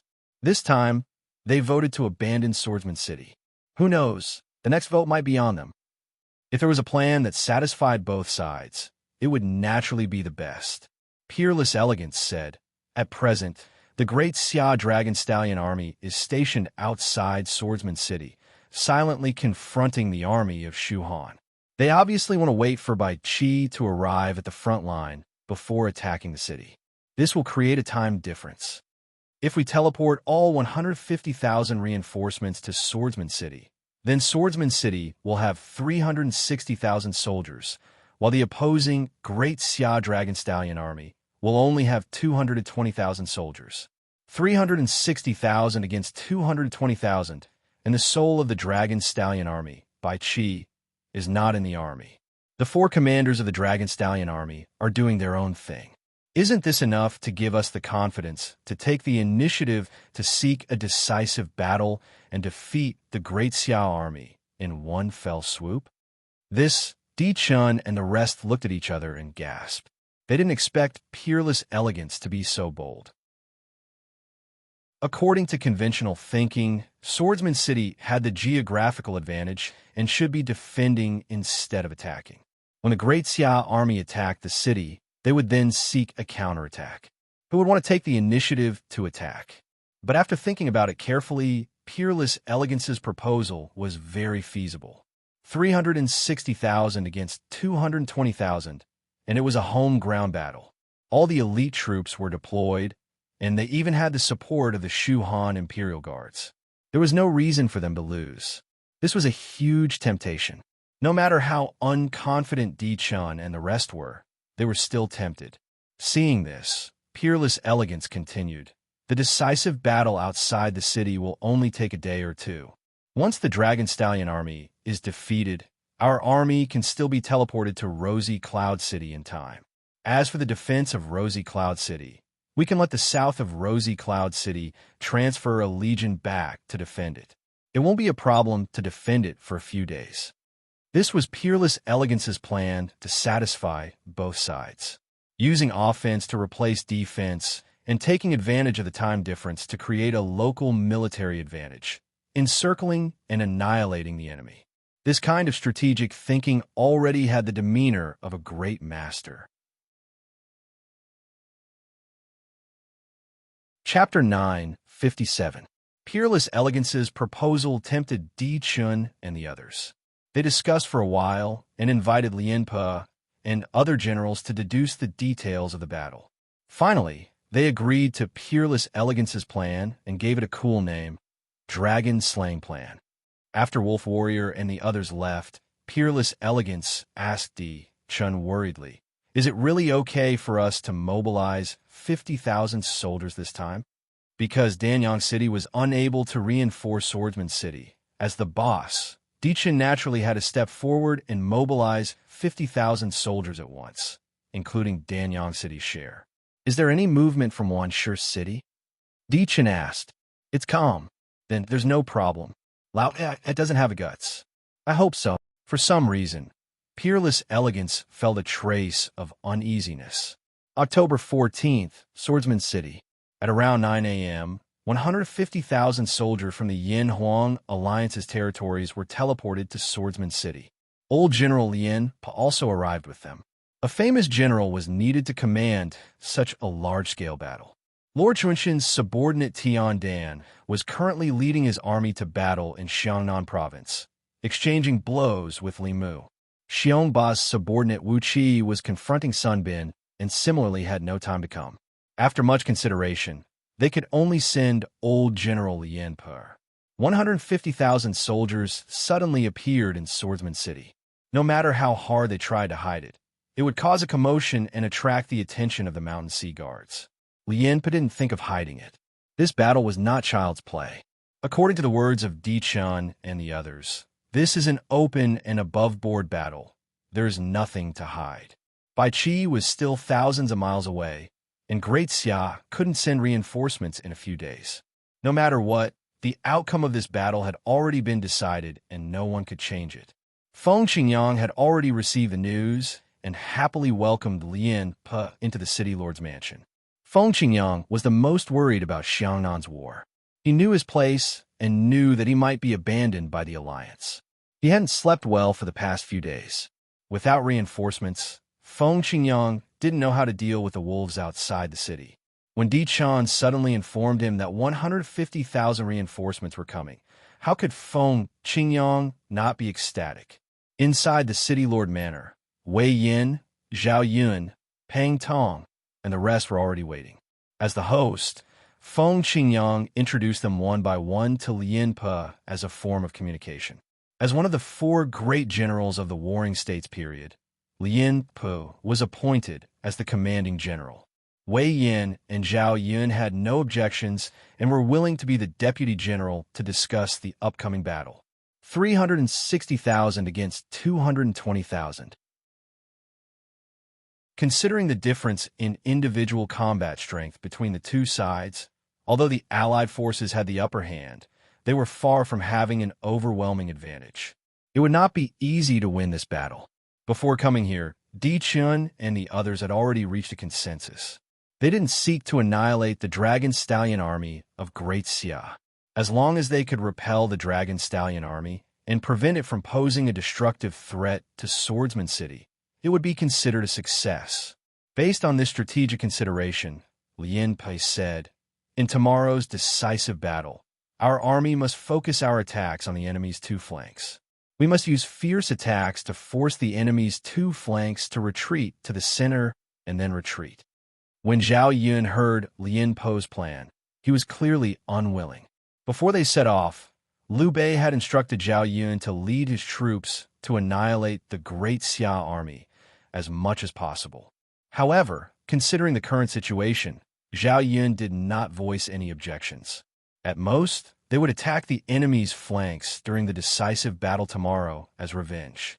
Pang Tong, who was accompanying Zhao Yun, did not say a word throughout the entire battle.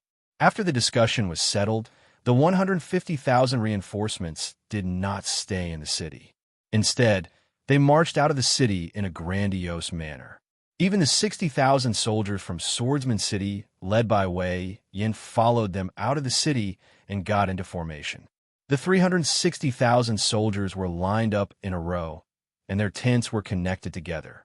The 150,000 Shu Han soldiers were on the left flank, the 60,000 Swordsman City soldiers were in the center, and the 150,000 reinforcements were on the right flank.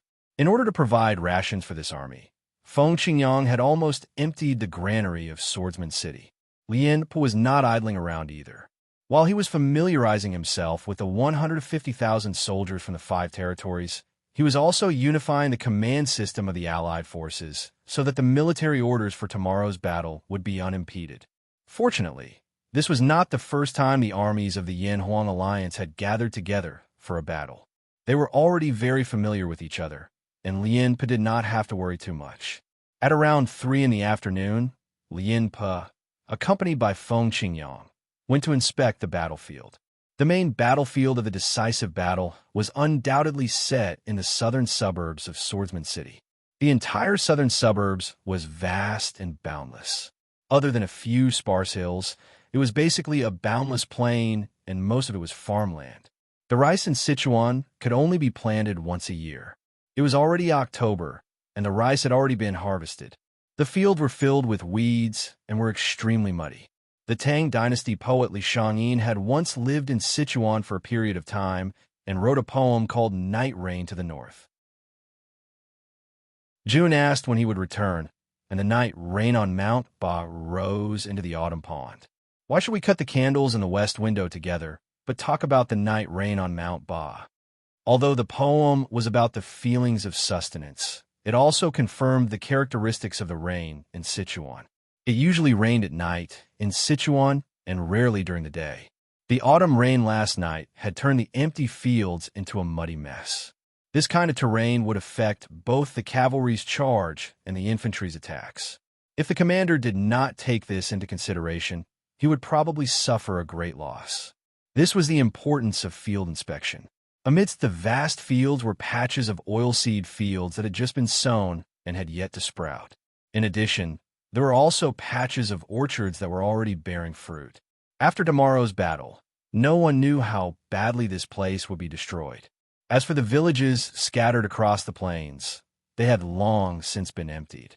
Although the Great Xia army was not as perverted as the Great Li army that would actively slaughter the commoners, a battle like this would inevitably bring disaster to the fish in the moat. The commoners had long since fled to the cities to take refuge. Further away was the Dragon Stallion army camp.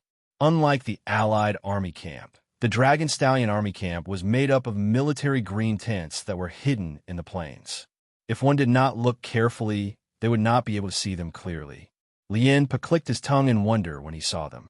This is a good item. As an expert on the battlefield, Lien could naturally see the benefits of these green tents at a glance. The green military tents were a powerful weapon developed by the Great Xia War Preparedness Bureau. The reason they could be changed so quickly, besides the unique dyes they had developed, was also because of the large-scale use of looms in Great Xia. Xiahou Ying, the chief of the War Preparedness Bureau, had ambitiously proposed to change the regular uniforms of the entire army to standard green military uniforms. Unfortunately, this plan was extremely costly and required a huge amount of cotton. Even with Great Xia's resources, it would take more than a day or two to change the uniforms of 1 million soldiers. In addition, in the era of cold weapons, the soldiers always wore armor. The effect of regular uniforms paired with military green couldn't be compared to that of modern warfare and could be said to be of little value. Since the military minister had shelved this plan, Ouyang Shua did not interfere. Looking at the continuous rise and fall of the Great Xia army's barracks in the distance, Lien wasn't as confident as he was when he was in the warlord's residence. After exchanging blows with the Great Xia army a few times, Lien had a deep impression of their ferocity. Although they had the absolute advantage in military strength, Lien was not certain of victory. Choosing this decisive battle was ultimately a little too eager for quick success. Even so, Lien Po's heroic spirit did not diminish. Having suffered a few losses at the hands of Great Xia, Lien had always wanted to win back. Unfortunately, his old opponent, Bai Qi, had not arrived on the battlefield and had missed this battle of the century. This time, I will definitely win. Lien Po's gaze was resolute. It was only in the evening that Lien Po reluctantly returned to the central barracks tent. While Lien Po was surveying the battlefield, the Dragon Stallion army also made its move. In the central barracks tent of the 4th Legion, Lai Huer, Zhang Liao, Luo Shixin, and Xiao Chaogui were gathered together. There was another person in the tent, the military advisor, Chun Gong. Chun Gong had been assigned to the front lines as a military advisor when the Dragon Stallion army entered Shu. In the Battle of Jianyang County, Bai Qi had been in charge of the rear and coordinated the deployment, while Chun Gong had been randomly deployed to the front lines as a supplement. The 4 fierce generals of the Dragon Stallion army were evenly matched in terms of commanding troops. It was just that Luo Shixin had the most seniority and was personally trained by Bai Qi, so his status was slightly higher than the other 3. Therefore, before Bai Qi arrived, Luo Shixin was the commanding general and could give orders. News of the 150,000 soldiers of the Yan Huang Alliance reinforcing Swordsman City had long since arrived. Faced with the enemy's posture of a decisive battle, the 4 generals were not nervous at all. Luo Shixin said, "Advisor, the talisman that His Majesty gave you should be put to use." Qin Gong nodded. "Even though we have the talisman as a trump card, this battle cannot be underestimated. We should immediately send someone to inform Fu Yang and have the Chang tribe army prepare to attack at any time." Luo Shixin said, "Advisor is right. This is a crucial battle, and the commander is not present. How much we can accomplish will depend on our on-the-spot command. We cannot lose face for His Majesty. General, give the order." Zhang Liao and the others cupped their fists. Luo Shixin didn't act pretentiously and began to arrange the battle strategy. Of course, Luo Shixin didn't really act arbitrarily. He discussed everything with the three generals, and with Qin Gong's advice, they came up with a suitable battle plan. Di Chun and the others had probably miscalculated. Without Bai Qi, the Dragon Stallion army would still be able to fight. Chapter 958. Gaia 4th year, 15th day of the 10th month, Swordsman City. As the sun rose from the east, the golden sunlight dispersed the white mist that permeated the southern outskirts of the basin, completely expelling the darkness and silence of the night. Accompanied by the morning light, the military camp that had been silent for the night gradually became noisy. The cooks of the various camps were the first to wake up. Before the sky had even brightened, they had already started cooking for the soldiers. Today's battle was extraordinary. In order to reward the three armies in advance and boost their morale, Swordsman City's lord, Feng Qingyang, was especially generous. He specially ordered people to send fat pigs, sheep, chickens, ducks, fish, and other poultry to the various camps. There were even exotic delicacies, fish, prawns, crabs, and so on. It was reported that Swordsman City had already prepared a celebratory feast ahead of time. The standards were higher and the ingredients were more abundant. Similarly busy were the hundreds and thousands of grooms. They were busy feeding the war horses and washing their hair, striving to make the war horses enter the battle in peak condition. The experienced veterans had also woken up one after another. After washing up, they would head to the drill grounds to warm up, allowing their bodies to enter peak condition. Some of them would wipe their armor and check their weapons. The veterans knew very well that the more careful they were before the battle, the more hope they had of surviving on the battlefield. It was unknown how many good men would die in this war of the century. At 7 in the morning, the entire military camp was completely awake. After breakfast, the soldiers gathered at their respective drill grounds. Under the leadership of their commanding officers, they left the military camp one by one and formed a formation at a designated spot in the wilderness. One unit after another arrived on the battlefield in an orderly manner, forming phalanxes. There were more than 100 phalanxes of the 360,000 soldiers. They were arranged in the east and west directions, stretching for hundreds of miles. Sabers and spears stood in great numbers as flags fluttered in the wind. The length of the entire military formation even exceeded the length of Swordsman City's city walls. It was a spectacular sight.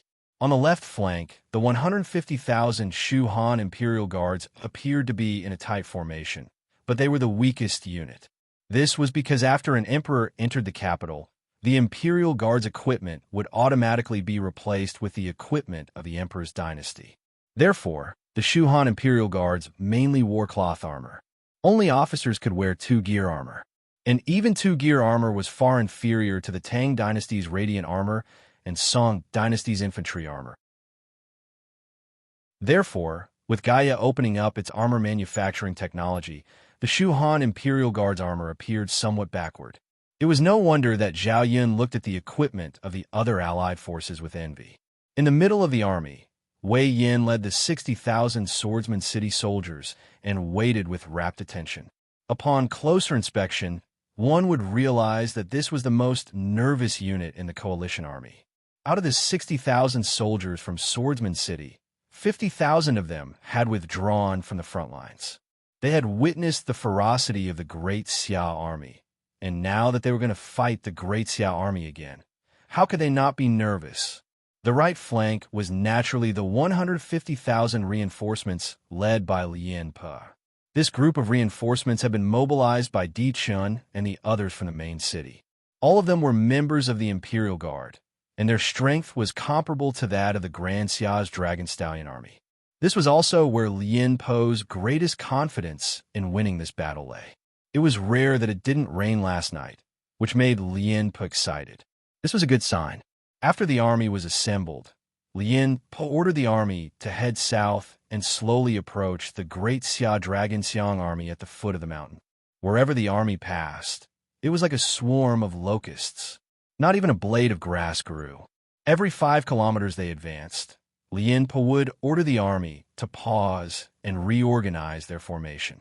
He had to ensure that the army was in the most orderly formation and not give the enemy any opportunities to take advantage of. After walking for a full 2 hours, they finally saw the Great Xia Dragon Xiang army in the distance. Lien Po stood on a specially built mobile command tower and observed the enemy's formation from afar. The first thing that came into view was the plain and unremarkable hilltops. The hilltops that were empty yesterday were now faintly discernible with troops stationed there. What made Lien Po even more alarmed was that the Dragon Stallion army had set up numerous P2 cannons on the hilltops overnight. They formed a ring with no blind spots and were heavily guarded. Lien Po was well aware that these hilltops were like battle pillboxes. If he didn't get rid of these pillboxes, he wouldn't be able to seek out the enemy's main force. The Dragon Stallion army's formation was also rather strange. The Dragon Stallion army's right flank was facing the coalition army's left flank, and it was basically made up of cavalry. The Dragon Stallion army's center and left flank were mainly infantry phalanxes. Only 10,000 cavalry were stationed at the outermost perimeter of the left flank for support. At the front of the formation were 2 rows of P2 cannons, and behind the cannons were archers. This is a defensive formation. Lien Po frowned. This formation really didn't seem like the Great Xia style. Even so, the arrow was already knocked on the bowstring and had to be released. When they were 1,500 meters away from the enemy, Lien Po had the army stop for one last rest and reorganization. In an instant, the clamor of marching troops gradually died down, and the entire wilderness fell silent. Only the breathing of men and horses could be heard. The soldiers of the Allied army were all extremely nervous. In just a moment, the atmosphere of a great battle had been strung together, causing everyone's blood to boil. "Beat the drums," Lien Po ordered. This was to gain the upper hand by a show of strength. Since they had the advantage in numbers, Lien Po naturally had to suppress the enemy in momentum. Boom, boom, boom, boom. The sound of the war drums broke the silence of the wilderness, further stimulating the hot blood in the bodies of the Allied army. Their emotions were aroused, and their bodies heated up as they prepared to tear apart the enemy at any moment. Strangely, the opposing Dragon Stallion army remained silent. There were no shouts or war drums. The army of more than 200,000 soldiers was like a pool of stagnant water, silently towering over the wilderness. When this silence condensed into an imposing aura, it was enough to make one's heart turn cold.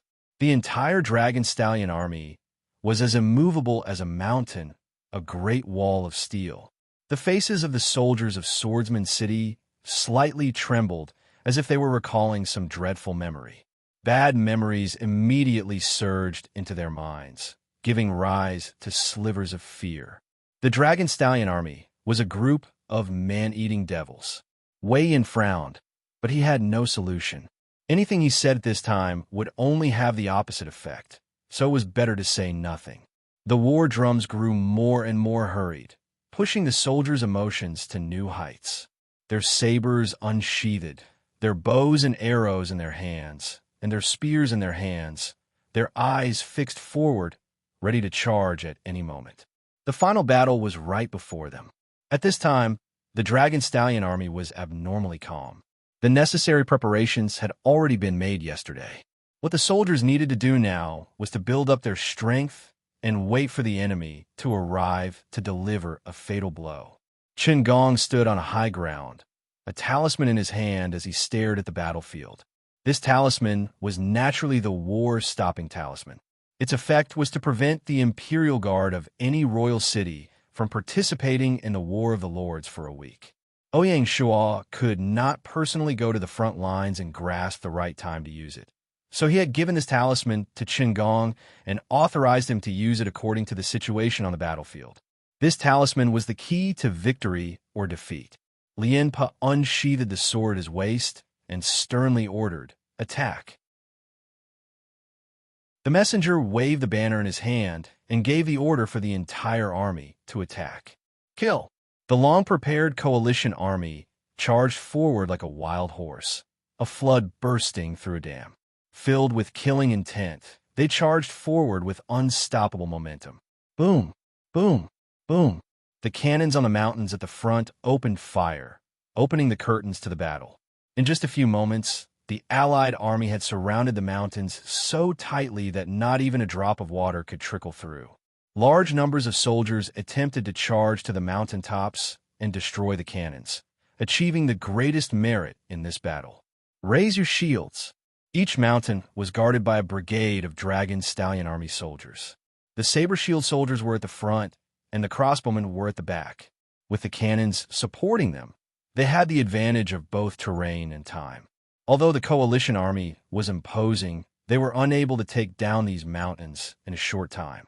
The morale that they had just gathered unwittingly stagnated. The coalition commander grimaced and clenched his teeth as he sent wave after wave of soldiers forward. They had to take down each mountain as quickly as possible. For a moment, the sky was filled with the sounds of battle and the roar of cannons. The Dragon Stallion army tenaciously defended, and the corpses of the coalition army were quickly piled up at the base of each mountain. The latecomers had no choice but to step over the corpses of their comrades and charge up the mountain.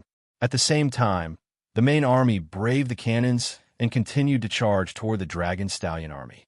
1,000 meters, 900 meters, 800 meters. Soon, the coalition soldiers at the very front could clearly see the faces of the Dragon Stallion army. But before they could understand what was going on, they were met with a barrage of deadly cannons. 2 rows of cannons were fired, coordinating with the crossbowmen to form the first wave of long-range attacks. The Allied forces that were charging at the forefront were immediately blown into a complete mess and were utterly routed. Because it was a rapid charge, the soldiers following behind were unable to dodge and could only forcibly push their way through. Countless dead and wounded soldiers were immediately trampled into meat paste, their figures disfigured. There were also wounded soldiers lying on the ground. Instead of receiving help, what awaited them was the merciless trampling of their comrades. This was war. There was no mercy in it. 600 meters, 500 meters, 400 meters. The two sides were getting closer and closer, and a close combat was about to begin. The coalition soldiers suddenly grew excited. They had endured the baptism of the enemy cannons, and after paying a heavy price, they were finally about to reach the enemy lines.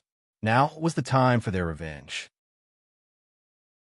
As they thought of this, a few bloodthirsty soldiers unconsciously licked their chapped lips, their pitch-black eyes beginning to glow with a strange blood-red color. Zhao Yun was also incredibly excited. He was personally leading the cavalry at the very front precisely so that he could teach the Great Xia army a harsh lesson and show them the power of the Shu Han army. Although he did not have the advantage in armor, Zhao Yun was still full of confidence. But the more he advanced, the more doubt flashed through his eyes.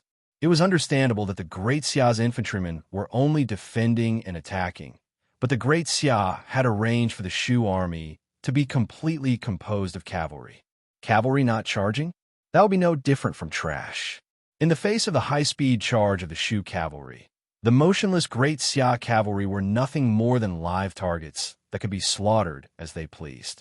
Zhao Yun found it hard to believe that the Shu army would make such a low-level mistake. The Shu army was about to reach them.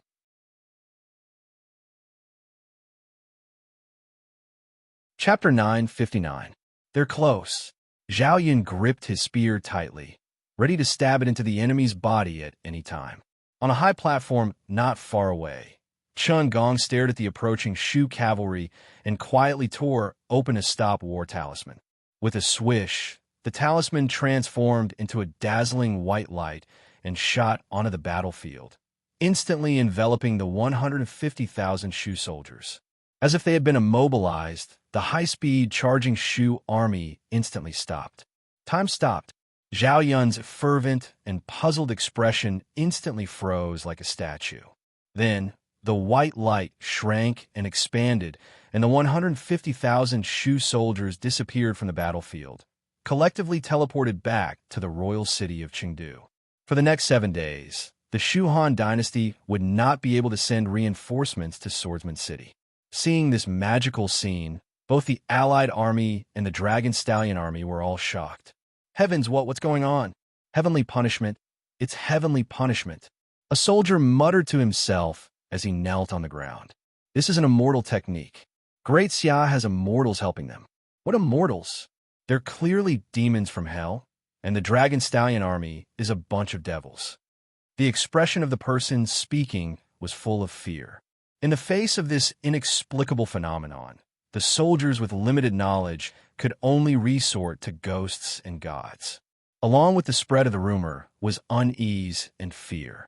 The high morale instantly plummeted, and even the charging soldiers unconsciously slowed down and became restrained. The Dragon Stallion army of Great Xia was really a bunch of devils, and they were fighting with devils. This invisible pressure was enough to destroy the willpower of ordinary soldiers. The entire battlefield instantly slowed down as if it had been affected by a deceleration spell. In the command tower, Lien Pa saw the sudden disappearance of the Shu army. Even with his supreme willpower, his face turned pale as he muttered to himself, "We've been tricked. This is all a plot." The sudden disappearance of a Shu army was too strange, and the Great Xia cavalry had clearly expected this to happen. From afar, Lien Pa could smell a strong smell of a plot. As Di Chen's trusted aide, Lien Pa had been in the wilderness for some time and naturally did not believe in ghosts and gods. He guessed that the Great Xia must have used some special tool. Now was not the time to investigate the tool, but what should the Allied army do? Without waiting for Lien Pa to respond, the silent Dragon Stallion army began to move. On the right flank, under the leadership of Zhang Liao, the 70,000 elite cavalrymen suddenly charged forward. Due to the sudden retreat of the Shu army, there is an empty space in front of the Shu army. They can only let the cavalrymen charge forward, splashing mud everywhere. The cavalry could see everything in front of them clearly. There were no longer any enemies. The Dragon Stallion army that had been hiding all this time finally revealed its edge, no longer concealing the killing intent in their hearts. The blue sky was instantly covered in a bloody aura, their killing intent seething and chilling. Under Zhang Liao's command, after leaving the range of the cannons, the cavalry made a long arc and turned left uniformly, brazenly charging into the center of the coalition army, where the 60,000 soldiers of Swordsman City were. The 60,000 soldiers of Swordsman City had already launched their assault, leaving less than 20,000 soldiers behind. The army of Swordsman City was already fearful of the soaring dragon army, and now they had suddenly encountered such a shocking turn of events. Before they could recover from their shock, Zhang Liao's troops had already charged at them fiercely. Kill! Spears were raised horizontally, forming an invincible spear formation that pierced towards the Swordsman City's army. One could imagine what kind of bloody scene was about to unfold. Utterly defeated, the 20,000 soldiers of Swordsman City couldn't even withstand a single charge from Zhang Liao and were completely defeated. The casualties were innumerable, and the army was utterly routed. In less than half an hour, the position of the center army was actually trampled to the ground by the Great Xia cavalry. Thousands of Swordsman City soldiers were trampled into the mud by the Great Xia cavalry, and their flesh and blood mixed with the mud. It was like purgatory. The center army was protected by the two flanks and should have been the safest, but now it was the first to be defeated. Seeing this, Zhang Liao didn't waste any more time in the center army and continued to lead his troops westward, brazenly charging into the enemy's right flank, which was the formation of 150,000 reinforcements led by Lien Pa. As an experienced veteran, Lien Pa only sent out 80,000 soldiers in the first wave of assault, leaving nearly half of his troops in the rear as a mobile force. Unfortunately, the first wave of attack that Lien Pa sent out was mainly cavalry, and the rest of the army was basically infantry. Faced with the high-speed assault of Zhang Liao's troops, Lien Pa's troops were immediately at a disadvantage. When setting up the formation, it was not that Lien Pa did not guard against a surprise attack from the cavalry. It was just that, according to conventional thinking, Lien Pa placed the focus of the defense on the west and the rear. He arranged a total of 10,000 cavalry. Lien Pa would never have thought that the enemy would directly attack from the center of the formation. One must know that the flanks of the Shu army were flanked by the Shu army. No matter how powerful the enemy cavalry was, they would not be able to break through to the east of Lien Pa's division. The sudden disappearance of the Shu army immediately changed the situation on the battlefield, making Lien Pa's arrangements seem incomparably pale. By the time Lien Pa reacted, he wanted to set up defenses on the east side, but the center army was simply too disappointing and didn't give Lien Pa any time. Before the defensive chain could be laid down, Zhang Liao's troops had already arrived with the momentum of a great victory. Zhang Liao's troops had unleashed a monstrous slaughter in the rear of the coalition army, causing the entire rear to be thrown into chaos. Lien Pa could only do his best to command the rear army to fight with Zhang Liao's troops. Just as Zhang Liao's troops were stirring up a storm in the rear of the coalition army, after a moment of astonishment, the high-speed charge of the coalition army finally clashed with the Dragon Stallion army. The Dragon Stallion army had long since been prepared for this. Xiao Chao Guwei was in charge of the cannons, Luo Shixin was in charge of the center army, and Lai Huer was in charge of the left wing. The three great generals had a clear division of labor, and they all bared their fangs at the charging coalition army. This was especially true for Lai Huer, who had long since been waiting for this decisive battle to wash away his humiliation, atone for his crimes, win back the king's trust, and win back the glory he had lost. The sudden disappearance of the 150,000 Shu soldiers had caused the difference in strength between the two sides to reverse. The coalition army had gone from 360,000 to 220,000. The Dragon Stallion army had gone from having the upper hand to being at a disadvantage. If one considered the morale of both sides and the individual strength of their soldiers, the coalition army was at a great disadvantage. The coalition army charging forward would definitely not be able to gain an advantage over the Dragon Stallion army.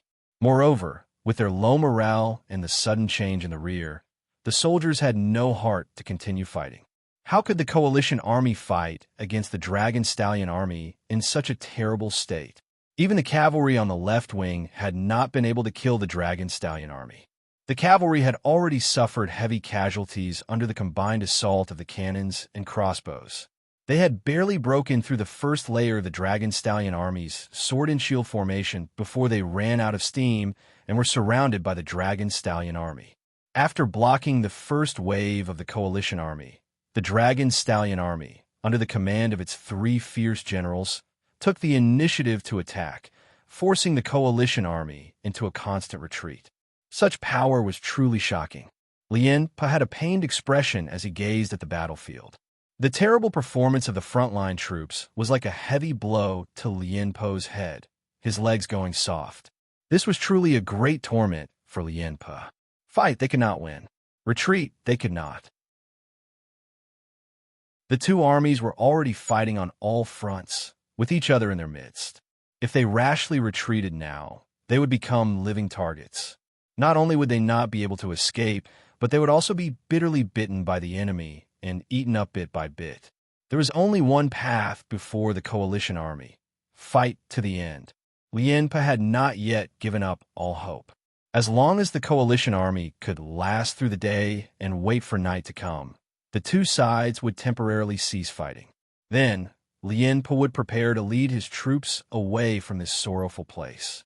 As long as they retreated, even if they could not defend Swordsman City, they would still be able to teleport to Rosy Cloud City and defend the final fruit of their labor. The question was, Could the coalition army last through the day?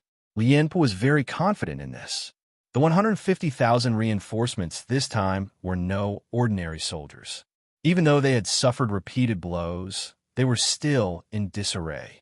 Under Lien Po's command, the entire army was still able to hold on. In a situation where the two sides were evenly matched, even the powerful Dragon Stallion army would not be able to completely defeat such an elite force in a single day. Fortunately, the Great Xia still had a backup plan. Just after noon, a rumbling sound suddenly came from outside the battlefield. Looking at the direction, it came from the west side of the battlefield.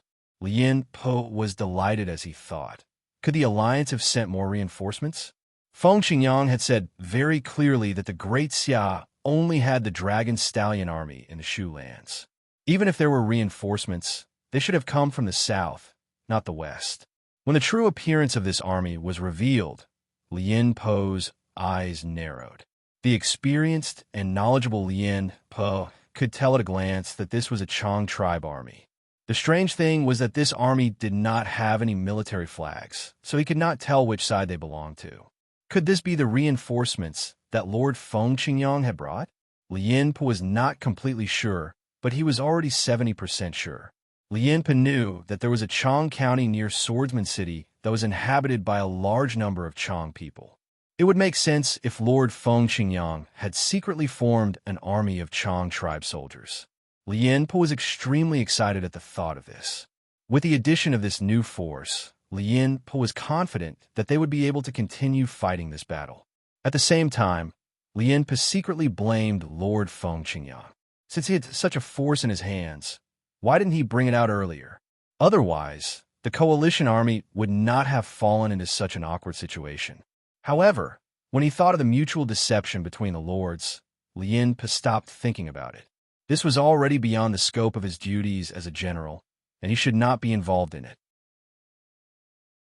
Just as Lien Po was filled with anticipation, he saw Zhang Liao, who was fighting in the rear, suddenly break away from the main force and rush to the front of the Chong tribe army.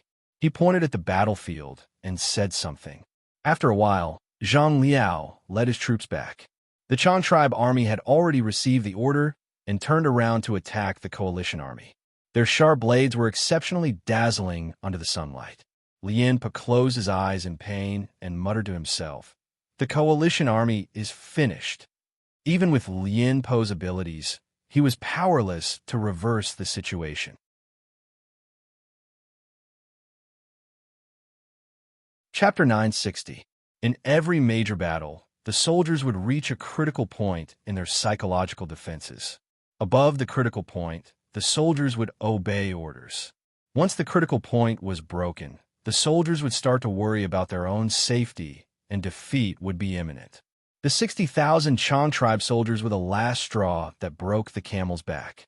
The Allied army, which had been struggling to hold on, finally collapsed when they saw the arrival of another Great Xia army. They either fled or threw down their weapons and surrendered. Wei Yin, who was still fighting at the front line, immediately turned his horse around and fled north under the protection of his personal guards. Wei Yin had been seconded to Swordsman City by the Shu Han dynasty. Even if Swordsman City was destroyed, Wei Yin could still return to Shu Han. As such, Wei Yin wouldn't fight to the death. What Wei Yin didn't know was that someone had been watching him since the start of the battle. This person was Wei Yin's defeated opponent, Lai Hu. Seeing that Wei Yin was about to escape, Lai Hu didn't hesitate and chased after him. "Wei Yin, where are you going?" Lai Hu shouted as he urged his horse to give chase. Seeing this, Wei Yin ran even faster. The two groups, one chasing and the other escaping, quickly left the battlefield and traveled for more than 5 kilometers. With the advantage of his warhorse, Lai Hu finally caught up with Wei Yin. He grinned and swept his spear at Wei Yin. Seeing that he couldn't escape, Wei Yin clenched his teeth, raised his saber, and clashed with Lai Hu. Their personal guards were also fighting one after another. It was a very lively scene. The two fierce generals were born in different dynasties, so it was hard to tell who was superior. However, Wei Yin had suffered a great defeat and wanted to escape back to Swordsman City, while Lai Hu was eager to fight and wanted revenge. The two of them were in different moods and naturally affected each other during the battle. After 40 rounds, Lai Hu gradually gained the upper hand. Seeing this, Lai Hu's fighting spirit intensified. His spear swung wildly, and every move was fatal. He wanted to kill Wei Yan and avenge his humiliation. Wei Yan's forehead broke out in a cold sweat. After 60 rounds, there was finally a difference in the level of martial arts between the two fierce generals. In the end, Lai Hu was still stronger and completely suppressed Wei Yan. The two continued to fight for more than 10 rounds. Wei Yan was careless and was swept off his horse by Lai Hu's iron spear. Just as he dismounted from his horse, Lai Hu's spear followed closely behind, pointing at Wei Yan's head. Seeing this, Wei Yan was extremely unyielding. "My skills are inferior to yours. If you want to kill me, do as you please." He was a real man. Who would have thought that Lai Hu would suddenly laugh, feeling extremely carefree? Without looking at Wei Yan again, he said to his personal guards, "Take this man back." "Yes, sir." The battle between the personal guards had already ended, and the personal guards who came to protect their son had won. By the time Lai Hu's party returned to the main battlefield, the battle had come to an end. The Dragon Stallion army was treating the wounded, taking stock of their losses, cleaning up the battlefield, and detaining the prisoners of war. Everything was in order. In this battle, the 220,000 Dragon Stallion army and 60,000 Chang tribe soldiers had suffered losses of more than 20,000, killed 50,000 enemies, and captured 150,000 prisoners. Less than 10,000 soldiers had managed to escape the battlefield. Xiao Chaogui had already led his troops to pursue these fleeing soldiers. Without a doubt, this was a great victory. When Lai Hu returned to his tent, Luo Shixin and the others were chatting with the commander of the Chang tribe army, Fu Yong. Seeing that Lai Hu had taken Wei Yan back, Luo Shixin smiled and said, "It's all thanks to General Lai's valor that you've rendered a great service. Otherwise, if two of our generals had escaped, we wouldn't have known how to explain this to His Majesty." Lai Hu was taken aback. Old Lien Pa escaped? Logically speaking, Lien Pa shouldn't have escaped while he was trapped by Zhang Liao's troops. Zhang Liao said in shame, "It's all my fault for being careless. I thought that Lien Pa was standing on the command tower and wouldn't be able to escape, so I didn't take it to heart. I didn't expect that when our people climbed up the command tower, all they saw was a soldier wearing Lien Pa's armor. The real Lien Pa had already taken advantage of the chaos to escape." Lai Hu said, "That old scoundrel is truly crafty." In truth, even if they captured Lien Pa, this old general wouldn't submit to the Great Xia. This was because Lien Pa had already been branded by Handan City. Before Handan City was destroyed, Lien Pa would never choose another ruler. This is a stubborn old man. It was precisely because of this that Luo Shixin and the rest weren't too worried. Capturing Wei Yan could be considered an explanation to His Majesty and His Majesty. Luo Shixin looked at Lai Hu and said, "General, you've returned at the right time. There's one more thing I need to trouble you with." "Please speak." Luo Shixin said, "General, please lead your troops to Swordsman City and take it down." Lai Hu's eyes flashed with a trace of gratitude. Logically speaking, the attack on Swordsman City should have been arranged as soon as the battle ended. Luo Shixin had deliberately waited for Lai Hu to return before arranging for him to lead the troops to attack the city. It was obvious that he wanted to give this credit to Lai Hu. With this great credit, Lai Hu's original position wouldn't attract any criticism. It was said that the Dragon Stallion army was bloodthirsty, but who knew that they were incomparably united and compassionate? "Yes, General." Lai Hu tried to suppress his emotions and left with cupped fists. At this moment, Lai Hu had completely integrated into the Dragon Stallion army and the vibrant Great Xia. "Once I join the Dragon Stallion army, I will never regret it." Swordsman City. The news of the defeat of the frontline army reached Swordsman City. Feng Qingyang's face was pale. This time, the Feng family had lost completely. Not only did they lose the foundation of their clan, but they also offended the Yin-Huang alliance. Right now, the only thing the Feng family could rely on was the Shu Han dynasty.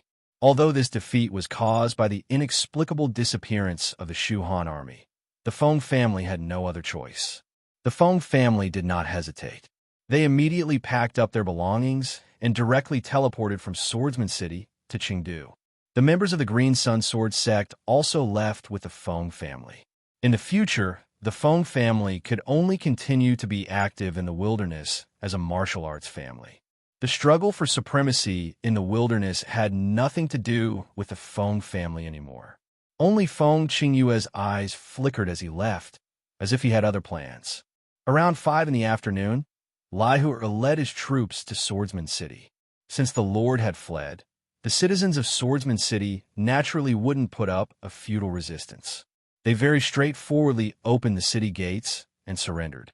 As Lai Hu personally destroyed the stone tablet, Swordsman City became history. The Yin-Huang alliance lost an arm and began the prelude to its decline. This was a historic moment. At night, Chengdu, the Feng family, who had evacuated in a hurry, temporarily settled down in Chengdu.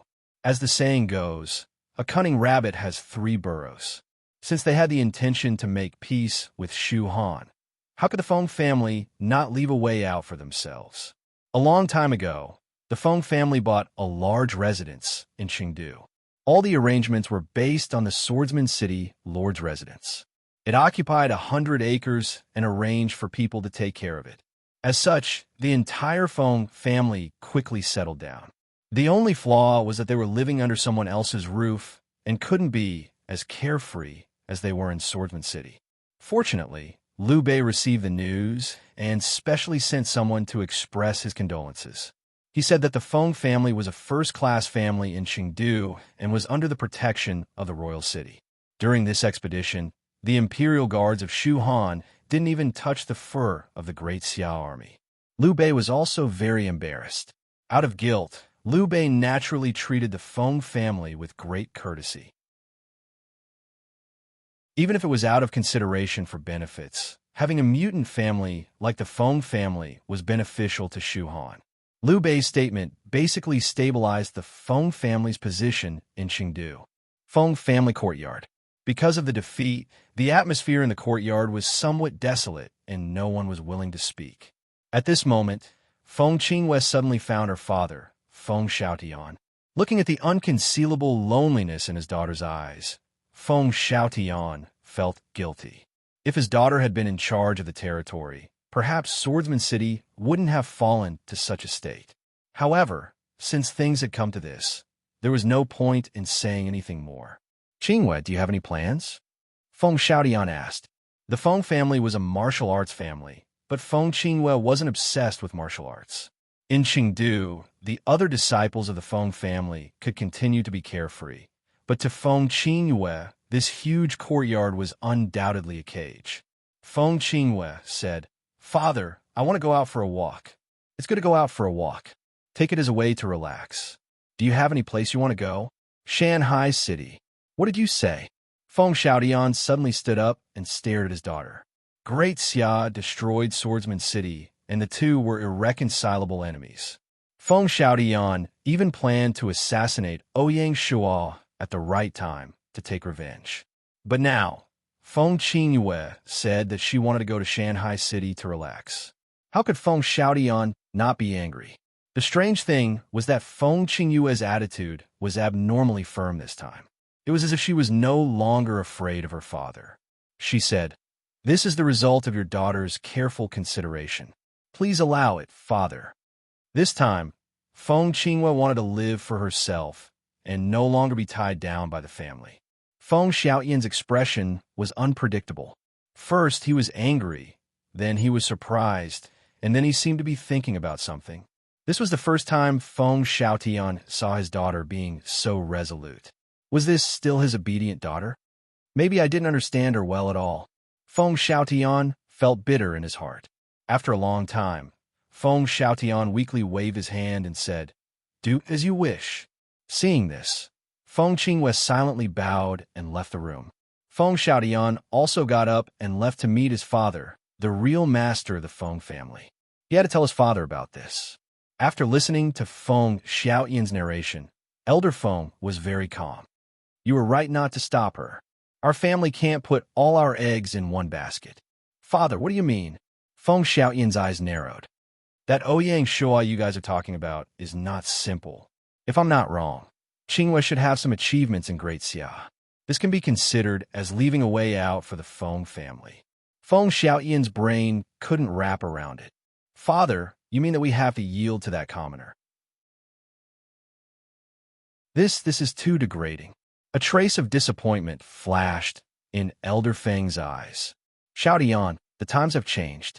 In this chaotic world, there must be a hero descending. If you continue to look at the world with your old eyes, you will be outdated. Father is right. Feng Xiaodian felt ashamed. Elder Feng shook his head. His expression was lonely. Now that we are living in Chengdu, what difference does it make whether we yield or not? The son is useless and caused father to suffer. Feng Xiaodian felt even more guilty. You can leave now. In the room, Elder Feng let out a long sigh. A new era was quietly coming, and it impacted the notions of the aristocratic families.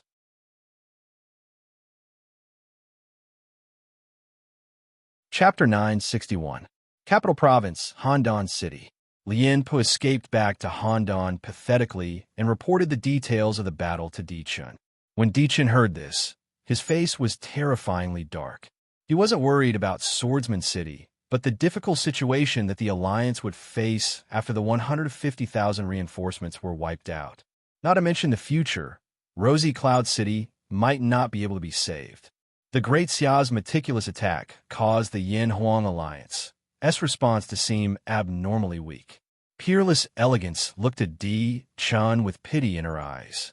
She couldn't say that the man in front of her didn't work hard, but he also couldn't say that he didn't have any talent. The only mistake he made was that he had met an extremely talented opponent. Ouyang Shua's radiance was too dazzling, and any opponent could only be overshadowed. This wasn't just Di Chen's sorrow, but the sorrow of an entire era. It's all my fault. I shouldn't have suggested such a plan, Peerless Elegance said, blaming himself. Di Chen waved his hand and said, It has nothing to do with you. Everyone agreed on this plan. No one would have thought that Great Xia would have such a heaven-defying tool. Swordsman City should have been destroyed as well. They didn't even know how to make use of the Chong tribe, which was right next to them. Instead, Great Xia beat them to it and dealt a fatal blow to Swordsman City. How ironic. What should we do next? If I'm not wrong, that old fox definitely has some tricks up his sleeves. Just wait, there's going to be a good show. Peerless Elegance was silent, but the uneasiness in her heart grew stronger. Danyang City, City Lore Mansion. Upon receiving the battle report, Lord Chunshin was equally as anxious as an ant on a hot pan. The destruction of 150,000 reinforcements meant that Rosy Cloud City was in imminent danger. As a result, the two field legions that Rising Sun City had left in the Xiangnan province were unable to do anything on their own. This is going to be difficult. Lord Chunshin paced back and forth in his study, weighing the pros and cons of a businessman. Finally, he made up his mind. If it really doesn't work, then let the army withdraw. We can't let them feed that evil wolf of Great Xia. At present, Lord Chunshin could only act according to circumstances. The battle in Swordsman City was soon known by all the war reporters. Early the next morning, the headlines of all the major media outlets were reporting on the battle situation in Swordsman City, attracting a lot of attention. When the news came out, the players were in an uproar. No one would have thought that the originally evenly matched battle would turn into a one-sided victory. When the battle report came out, countless underground money house owners wanted to jump off the building and commit suicide. Before the battle, these underground money houses had secretly opened bets, and 90% of the bets were on Yan-Huang Alliance. Once the results were out, these bank owners would probably lose their pants. The hardcore fans of Great Xia, such as Lin Jing and the rest, made a lot of money. October 16th, Swordsman City. At around 10 o'clock in the morning, Luo Shixin and his men escorted the prisoners of war to the outskirts of Swordsman City. The four generals gathered together again. Luo Shixin read the imperial order that Ouyang Shuo had sent over that very same night. I'm glad to hear that the Xiang dragons have made great contributions to our army. However, the war has not come to an end. The Shu region has not been pacified. All the generals must guard against arrogance and rashness, sharpen their skills, and forge ahead. It is advisable to pursue the cornered enemy bravely, not to seek fame as a tyrant. When the war in Shu is over, I will not be stingy with your rewards. Yes, your majesty. The generals kowtowed, their hearts solemn. Luo Shixin then took out a military order. It was sent by Qi on the way, echoing the imperial order. The commander has ordered that we don't have to wait for him to arrive at Swordsman City. We can lead the troops to sweep Badong County first, then attack Hanzhong County, and take down the entire Shu region. Yes, your majesty. After reading the order, the four generals and the military counselor Chen Gong discussed the specific battle plan. It was not difficult to take down Badong County. Swordsman City had fallen, Lord Feng Qingyang had escaped, and Badong County had become an abandoned pawn. There was no army station there, so it was easy to take down the whole county. The only thing to worry about was not to let the nearby Danyang City and Luye City snatch food from the tiger's mouth and repeat the farce of Guilin County. Chen Gong said, attacking Badong County can be summed up in 4 words. Attack in a high profile. Speed is the most important thing in war. Military counselor, it is easy to understand that speed is the most important thing in war, but what do you mean by attack in a high profile? Luo Shixin asked. To dispel the enemy's covetous heart, we must show them our determination to take Badong County. For this reason, we must not hesitate to fight and dare to draw our swords, so that the enemy will not see the slightest opportunity, Chen Gong explained. Whether it is Luye City or Danyang City, they're still facing the threat of our ally, so they will not dare to stake everything on one throw. As long as our attitude is firm, they will not wade in these muddy waters. Luo Shixin and the others nodded, deeply impressed. This was the benefit of having a military counselor. Seeing this, Luo Shixin looked at Zhang Liao and said, in that case, General Zhang, please lead the troops to attack Badong County. The Dragon Stallion army was dominated by the cavalry of the 3rd Corps led by Zhang Liao and the 4th Corps led by Luo Shixin. Since speed was the most important thing in war, Luo Shixin named Zhang Liao. Given Zhang Liao's intelligence, he could easily understand the meaning of attack in a high profile. General obeys. Zhang Liao's spirit was shaken, and he admired Luo Shixin even more. It was obvious that Luo Shixin had taken the initiative to give this good job to Zhang Liao. After all, Luo Shixin's troops were mainly cavalry, so they were equally suitable for attacking Badong County. Since he had been appointed as the temporary commander, Luo Shixin naturally had to act impartially and not be biased. Fortunately, no matter which unit performed meritorious service, Luo Shixin would always have a share in the merit book. This was one of the differences between a commander and a general. Badong Commandery was just a small problem, but Hanzhong Commandery was a big problem. Not only was it because Hanzhong Commandery was located in the northernmost part of Sichuan, but it was not owned by the Swordsman City, but was occupied by the 3 families. Once the Great Xia revealed the intention to attack Hanzhong County, the 3 lords would be driven to desperate action and, like Swordsman City, apply for protection from the Shu Han dynasty. At that time, things would become complicated. Chen Gong did not have a second war-stopping talisman. Let's do it like this. It was Chen Gong who came up with the plan. Leave 1 corps to guard Swordsman City. The other 2 corps, together with the Chong tribe army, will take a detour around Chong County and stealthily advance from the west to attack Hanzhong County. This will catch the enemy off guard.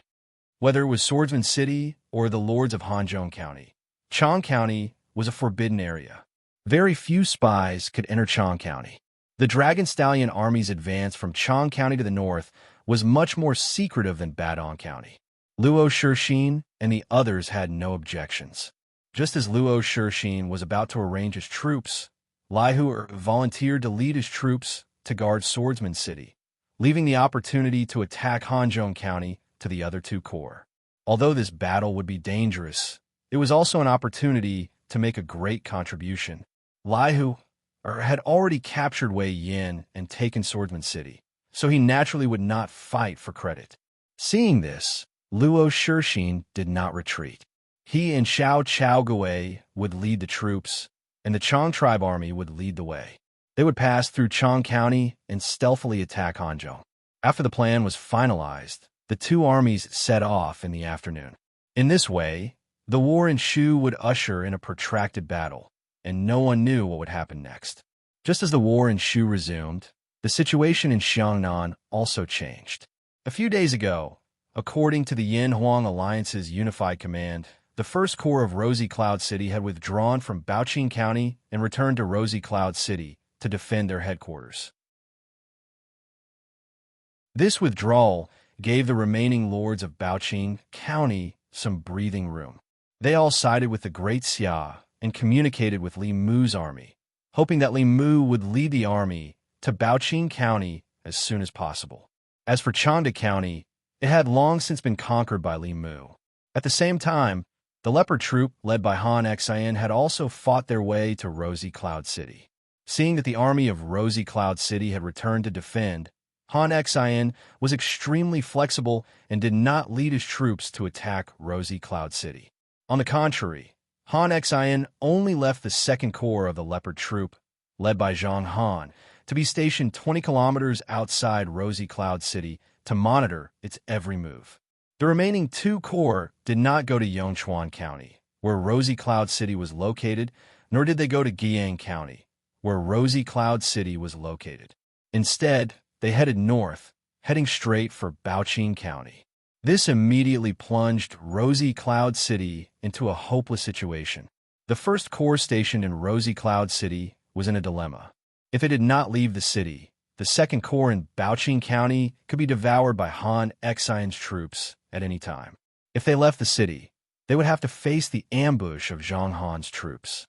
As a famous general at the end of the Qin dynasty, Zhang Han was no pushover. With just the First Corps of Rosy Cloud City, there was no way they could break through Zhang Han's blockade. Rosy Cloud City's only hope of turning the situation around rested on the 150,000 reinforcements of the Yin-Huang Alliance. Only when the reinforcements arrived could they destroy Zhang Han's troops and advance north again. But this hope was completely ruined in the great battle outside Swordsman City. On the afternoon of the 16th, Di Chan sent a secret letter to south of Rosy Clouds, clearly stating that the Yin-Huang Alliance had already used up all the mobile troops they could mobilize. In other words, there were no more reinforcements. This plunged south of Rosy Clouds into despair. Unfortunately, they had become another abandoned pawn of the Yin-Huang Alliance. The only difference was that this abandoned pawn was not something that Di Chun and the others were willing to give up. Whether it was south of Rosy Clouds or Di Chun, they were all incomparably bitter. This was how cruel the world was. It forced people into desperate situations time and time again, forcing them to make painful decisions. At this moment, Zhang Liang, who was recently disliked by south of Rosy Clouds, stood up and said, "My lord, the best choice now is to take the initiative to surrender before the Xia Kingdom makes a move. At least we can get back some promises." South of Rosy Clouds mocked herself. At this stage, will the Xia Kingdom still accept my surrender? They will. Our two corps have not been defeated yet, and Rosy Cloud City is still standing. If the Xia Kingdom wants to take down Rosy Cloud City, they will have to pay a certain price. If it can be done without bloodshed, with Emperor Xia's breadth of mind, he will definitely agree. I dare not say anything big, but the position of a prefectural governor will definitely not go without you, my lord. Zhang Liang was indeed the sage strategist. His grasp of the human heart was already at the peak of perfection.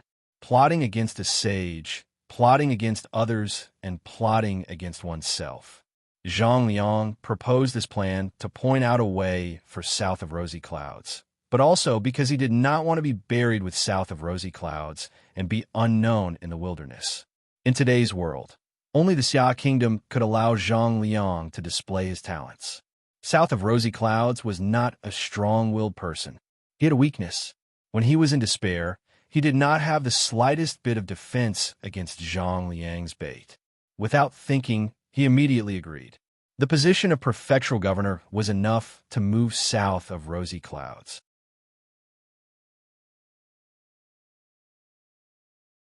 Chapter 962. After Zhang Liang left, South of Rosy Clouds wrote 2 letters. One was sent to Ouyang Shua as a letter of surrender. The other was sent to Lord Chunshin, secretly informing him of the surrender. South of Rosy Clouds was playing on both sides. It was truly cunning. Shanghai City, Xia Palace. After receiving South of Rosy Clouds' letter of surrender, Ouyang Shua faintly smiled. At least you know when to advance and when to retreat. Just as Zhang Liang had predicted, since the South of Rosy Clouds was willing to surrender, then Ouyang Shua would naturally not treat them unfairly, and it'd save him a great deal of trouble. Following the surrender of Rosy Cloud City, the situation in Xiangnan Province was basically settled. Under the attack of the 2nd Imperial Guard Corps and the 5th Leopard Army Corps, it was only a matter of time before the entire North Sichuan Province was conquered. In addition to Shu, which was already in the pocket of Great Xia, the entire southwest region was under the jurisdiction of Great Xia. If they were to include the Jiangchuan province that was going to be incorporated into Great Xia's rule sooner or later, the Great Xia Kingdom's territory would be doubled, and the empire's strength would rise to a new level. Of course, in order to completely digest all the provinces, Great Xia still needed some time to adjust. Since the situation in the southwest had been settled, Ouyang Shua's other backup plans could follow suit. Guards, here! Order the 3rd Imperial Guard Corps to immediately teleport to Wanshur City and coordinate with the Wanshur Corps and the 4th Leopard Corps to attack the western part of Zhongwu County and conquer the entire county. Yes, sir. Before setting out to sea, Ouyang Shua was most worried about Heartstone City. Since Wanshur City had already submitted to Great Xia, Ouyang Shua had to ensure the strategic safety of Wanshur City. Apart from establishing the coastal fleet, the most important thing was to expand the strategic depth of Wanshur City. Presently, Wanshur City and Handan City each occupied half of Zhongwu County. In this way, Handan City's army could threaten the safety of Wanshur City at any time. This is something Ouyang Shua could not tolerate. Once they conquered the entire Zhongwu County, not only would Heartstone City own 2 counties and gain valuable space for development, but the border with Handan City would also be reduced to 1/5 of its current size. With such a narrow border, as long as the fortifications were built and 1 or 2 field legions were stationed, it would be enough to ensure the safety of Heartstone City. In the Battle of Swordsman City, the 50,000 elites of Handan City were completely annihilated. Right now, Handan City has to defend against Luo Feng City in the west and West Chu in the south.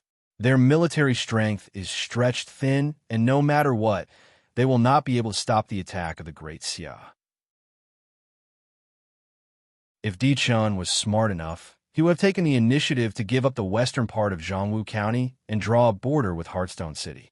October 17th, Naughty Stone City. Around 10 o'clock in the morning, Lu Bu led his troops to Wanshur City. Without stopping, he headed straight for Zhongwu County. Every move of the Great Xia Imperial Guards was under the watch of the Yanhuang Alliance. As soon as Lu Bu's army appeared in Heartstone City, the Imperial Wind knew about it and quickly reported it to Lord Di Chun. When Di Chun got the report, his face became serious. The old fox finally wants to kill us. The moment Lian Pu escaped back to Handan City, Di Chun had a bad premonition. After discussing it with peerless elegance, this feeling of unease became even stronger. But at that time, Di Chun was not sure where the League of Mountains and Seas would launch their attack. It seemed that Wanshur City, Luo Feng City, or West Chu were all possible. It was not until the Great Xia Imperial Guards were teleported to Heartstone City that the situation became clear. Tell me, does the old fox only want half of Zhongwu County this time? Or does he want to kill us? Thinking of this, Di Chun's whole body stiffened, and an inexplicable trace of fear grew in his heart. The destruction of Swordsman City was tantamount to tearing a hole in the Yan-Huang alliance, forcing Di Chun and the others to face the bloody truth. In this battle for supremacy in the wilderness, even the noble members of the Yan-Huang alliance can't stay out of it. Before this, the Yan-Huang alliance did not need to confront the great Xia dynasty head-on, which was equivalent to wearing a golden kasaya. As the scattered lords of the wilderness were gradually destroyed, this kasaya could no longer protect the Yan-Huang alliance. Thus, the golden body of invincibility was broken. This was the source of Di Chen's fear. The sudden pressure almost made him lose his footing. Peerless elegance was also a little uncertain. From the battle reports from the front lines, whether it is Luofeng City or West Chu, there are no signs of invasion. It's just that the great Xia dynasty often acts unexpectedly, so we have to be careful. In your opinion, what should we do? The 2 legions deployed in Zhongwu County are the mainstays of the territory. Once they suffer heavy losses in battle with the great Xia army, the territory will become incomparably weak, and I'm afraid it will cause a chain reaction. When that time comes, even if Luofeng City and West Chu have no intention of invading us, they will not miss the opportunity to beat them when they are down. Di Chen's eyes twitched slightly. He was obviously not used to peerless elegance's metaphor, but in the end he did not say anything. You mean we should take the initiative to withdraw from Zhongwu County? Peerless elegance nodded and said, there is no gain without loss. Decisively withdrawing from Zhongwu County will protect the 2 legions and at the same time stabilize the situation in the east of the territory so that the army of Wanshi City will not dare to cross the line. In this way, we can also deter Luofeng City and West Chu so that they will not dare to have any improper thoughts. Di Chun was obviously a little unwilling. Once they gave up the western part of Zhongwu County, Handan City would only be left with 3 counties. On the contrary, the originally unremarkable Wanshi City would suddenly have 2 counties. As the saying goes, one side loses while the other gains, but the 2 sides are evenly matched. This made Di Chun feel very aggrieved.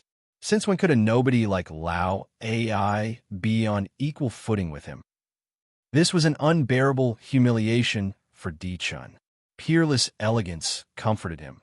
Retreating now is for advancing in the future.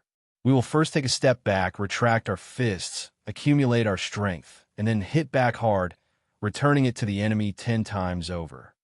The most important thing now is to carry out Plan Z. Once the plan is completed, we will be truly invincible. At such a critical juncture, there is no need to fight based on personal feelings. Di Chun sighed in his heart, looking a little desolate. He waved his hand and said, let's do as you say. On the morning of the 18th of October, before Lu Bu's legion had even reached the front line, the news that the army of Handan City had taken the initiative to withdraw from Zhongwu County came out. When the news came out, the outside world mocked and ridiculed Di Chun, saying things like, how can you say that you have no clothes? We just sent a light cavalry unit. And Di Chun was so scared that he wet his pants and fled. This is subduing the enemy without a fight. When these words reached Di Chen's ears, he was naturally furious. Men, get rid of those gossiping fellows for me.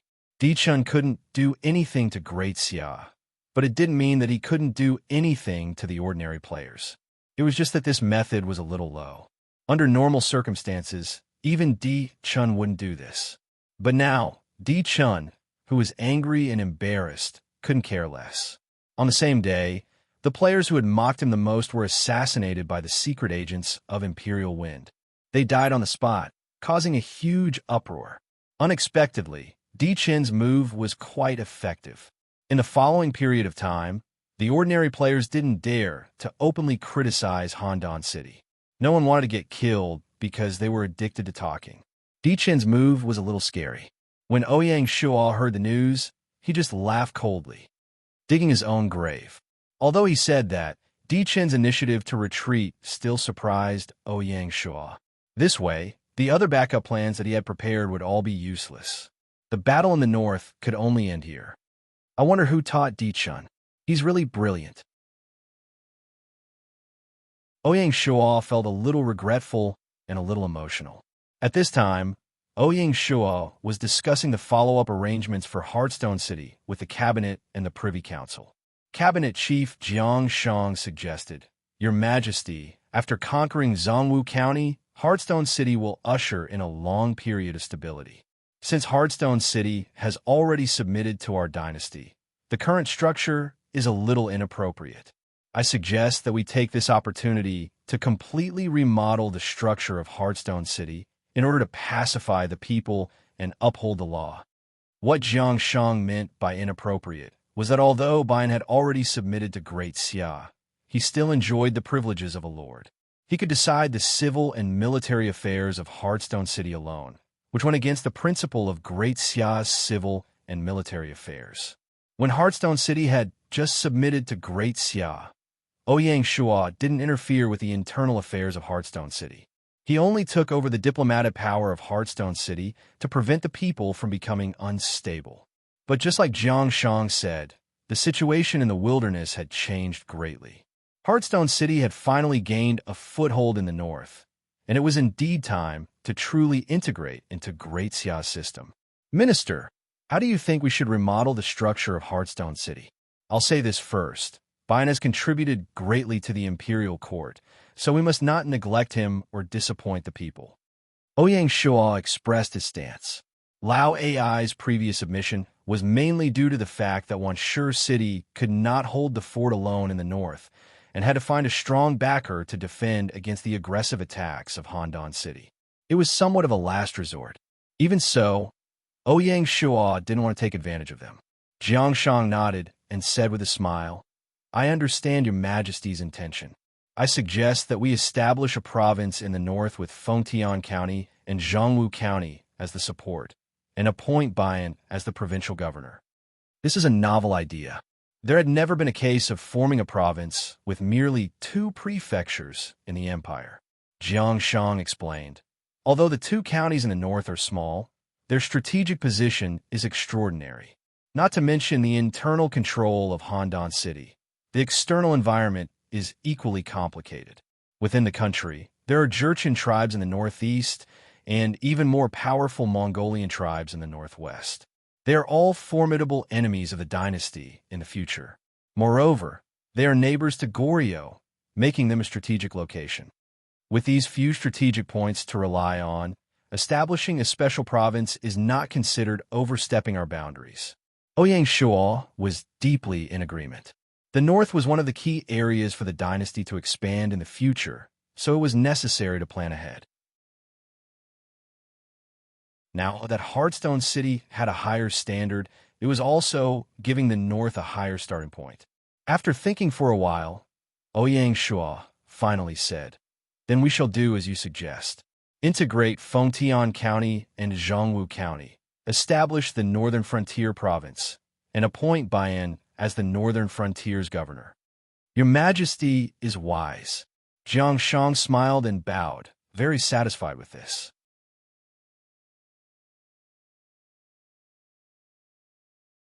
Chapter 963. Ouyang Shuo said to Jiang Shang, "The strategic position of the Northern Frontier Province is extraordinary. I asked the cabinet to carefully consider the candidates for the 2 prefectural governors and select 2 capable people to take up the post." Yes, Jiang Shang understood. He knew that although the king had appointed Lao Ai as the governor of the Northern Frontier Province, he would not allow this person to govern the Northern Frontier Province.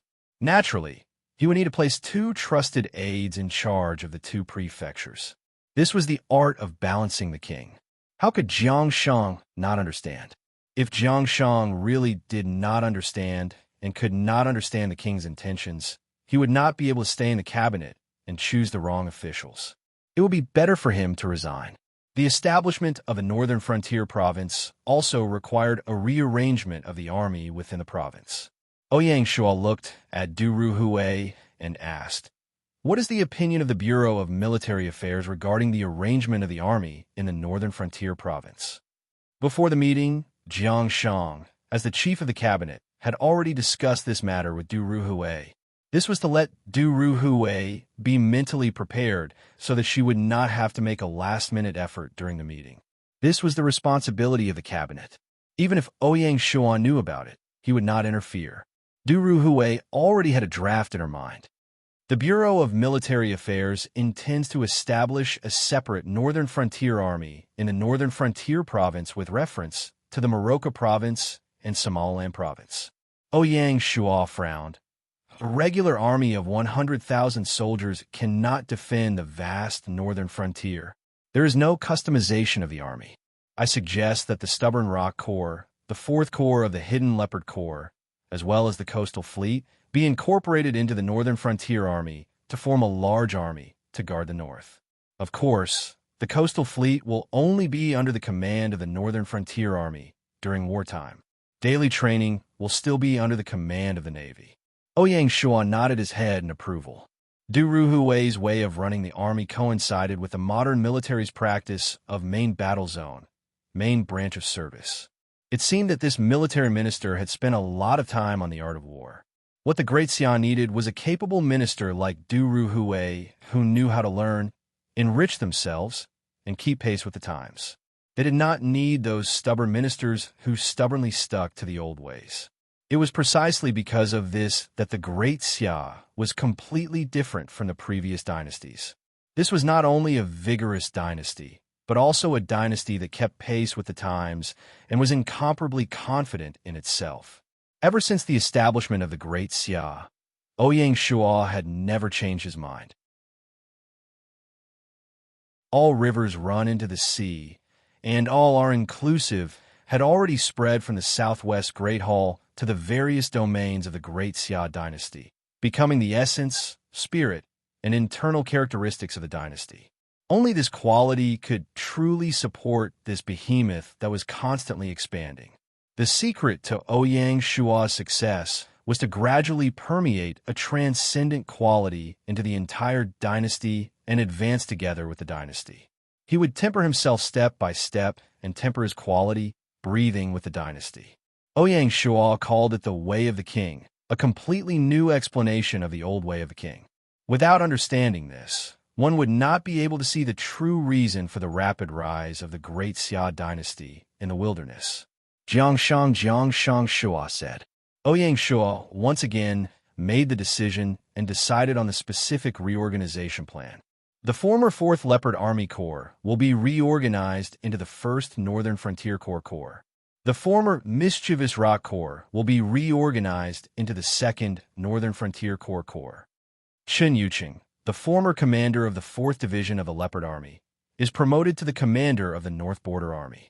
Zhang He, the former commander of the 1st Division of the 4th Division of the Leopard Army, is promoted to the commander of the 1st Division of the North Border Army. Huan Cheng, the former commander of the Stubborn Rock Army, is transferred to the commander of the 2nd Division of the North Border Army. Ouyang Shua also had arrangements for the Coastal Fleet. Kai Mao, the former commander of the Cliff Mountain Fleet, is promoted to the Deputy Admiral of the Coastal Fleet. He will be in charge of the military affairs of the Coastal Fleet. Kai Mao was in charge of the establishment of the Coastal Fleet. Ouyang Shua took the opportunity to promote this meritorious general of the Great Xia Navy.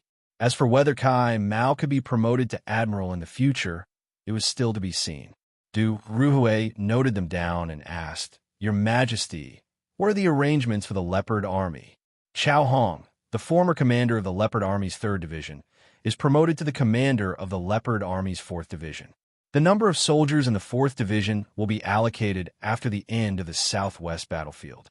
Zhang He and Chao Hong, the 2 generals of the 3 countries, were promoted. Among the generals of the 3 countries, there were only a few who were good at commanding. However, the number of generals from the 3 countries was huge, which solved the urgent situation of Great Xia. It was foreseeable that the generals of the 3 countries would occupy a pivotal position in the Great Xia army. This trend would become more and more obvious as Great Xia continued to expand its army. Du Ruhui's expression was not relaxed when she heard the king mention the allocation of soldiers. Du Ruhui did a rough calculation. After several battles, Great Xia was expected to gain hundreds of thousands of soldiers. In the Battle of Dongchuan County, the final number of prisoners of war was about 70,000. Shu had already taken in 150,000 prisoners of war. Once Hanzhong County was pacified, there would be a new batch of prisoners of war. North Sichuan province had both surrendered to Great Xia and captured prisoners of war from other territories. The exact number had not been calculated, but it was estimated to be about 180,000. Then there was South Hunan province. Besides the 2 field legions from Rosy Cloud City, there was also the 110,000 soldiers led by Li Mu. Including the surrendered soldiers and prisoners of war, the total number was probably more than 300,000. Then there was the 60,000 Chang soldiers, which would also be integrated into the Great Xia army. All in all, there would probably be an increase of more than 700,000 soldiers, which was equivalent to 2 army groups. This was very terrifying. Even after deducting the losses of various departments, the final number would still be very considerable. How to reorganize this astonishing number of troops had become the core task of the Privy Council. Thinking of this, how could Du Ruhui relax? Of course, the cabinet led by Jiang Shang was also not relaxed. This time, they had taken over the 3 major provinces at once. Not to mention the number of officials, just the 3 governors, 15 county governors, an even larger number of magistrates, county magistrates, and other important officials totaled about 1,000 people. Just this one time, they were afraid that the reserve officials that Great Xia had painstakingly stored up would be used up. In addition, the cabinet also had to preside over the administrative division of the 3 major provinces and the assessment of officials. Choosing which city to govern the province, which to govern the prefecture, and how to plan for each prefecture was a systematic project. On top of that, there was also the selection, assessment, and reappointment of the original officials. Each and every one of them was overwhelmed with work. At present, the cabinet, together with the 4 academies, was busy every day, often working late into the night. This time, they had taken over the 3 major provinces. Although it could not be said to be like a snake swallowing an elephant, and Great Xia had a considerable reserve of talents. After this expansion, Great Xia had to stop and digest, otherwise there would be endless troubles in the future. Not to mention other things, just to eliminate the spies of the Yan-Huang alliance in the 3 major provinces would require a lot of effort. Needless to say, the large Feng family had been operating in Shu for many years, and the internal relationships were complicated. Even though the Feng clan had withdrawn, their influence was still everywhere.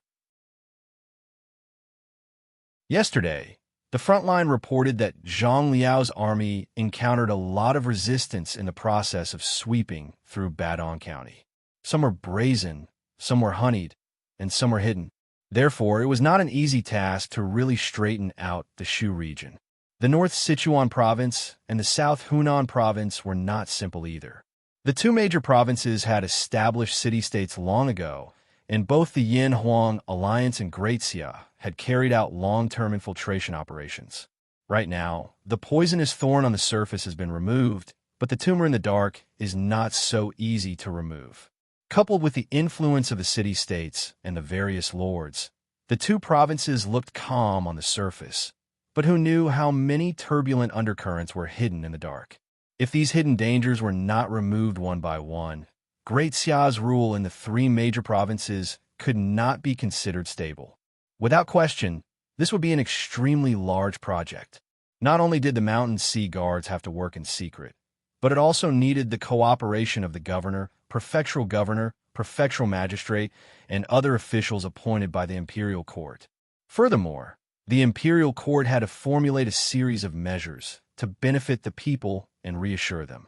Only by stabilizing the hearts of the people could the imperial court truly do as they pleased. During this period, the Great Xia dynasty would prioritize stability, and it would not be suitable for them to start another war.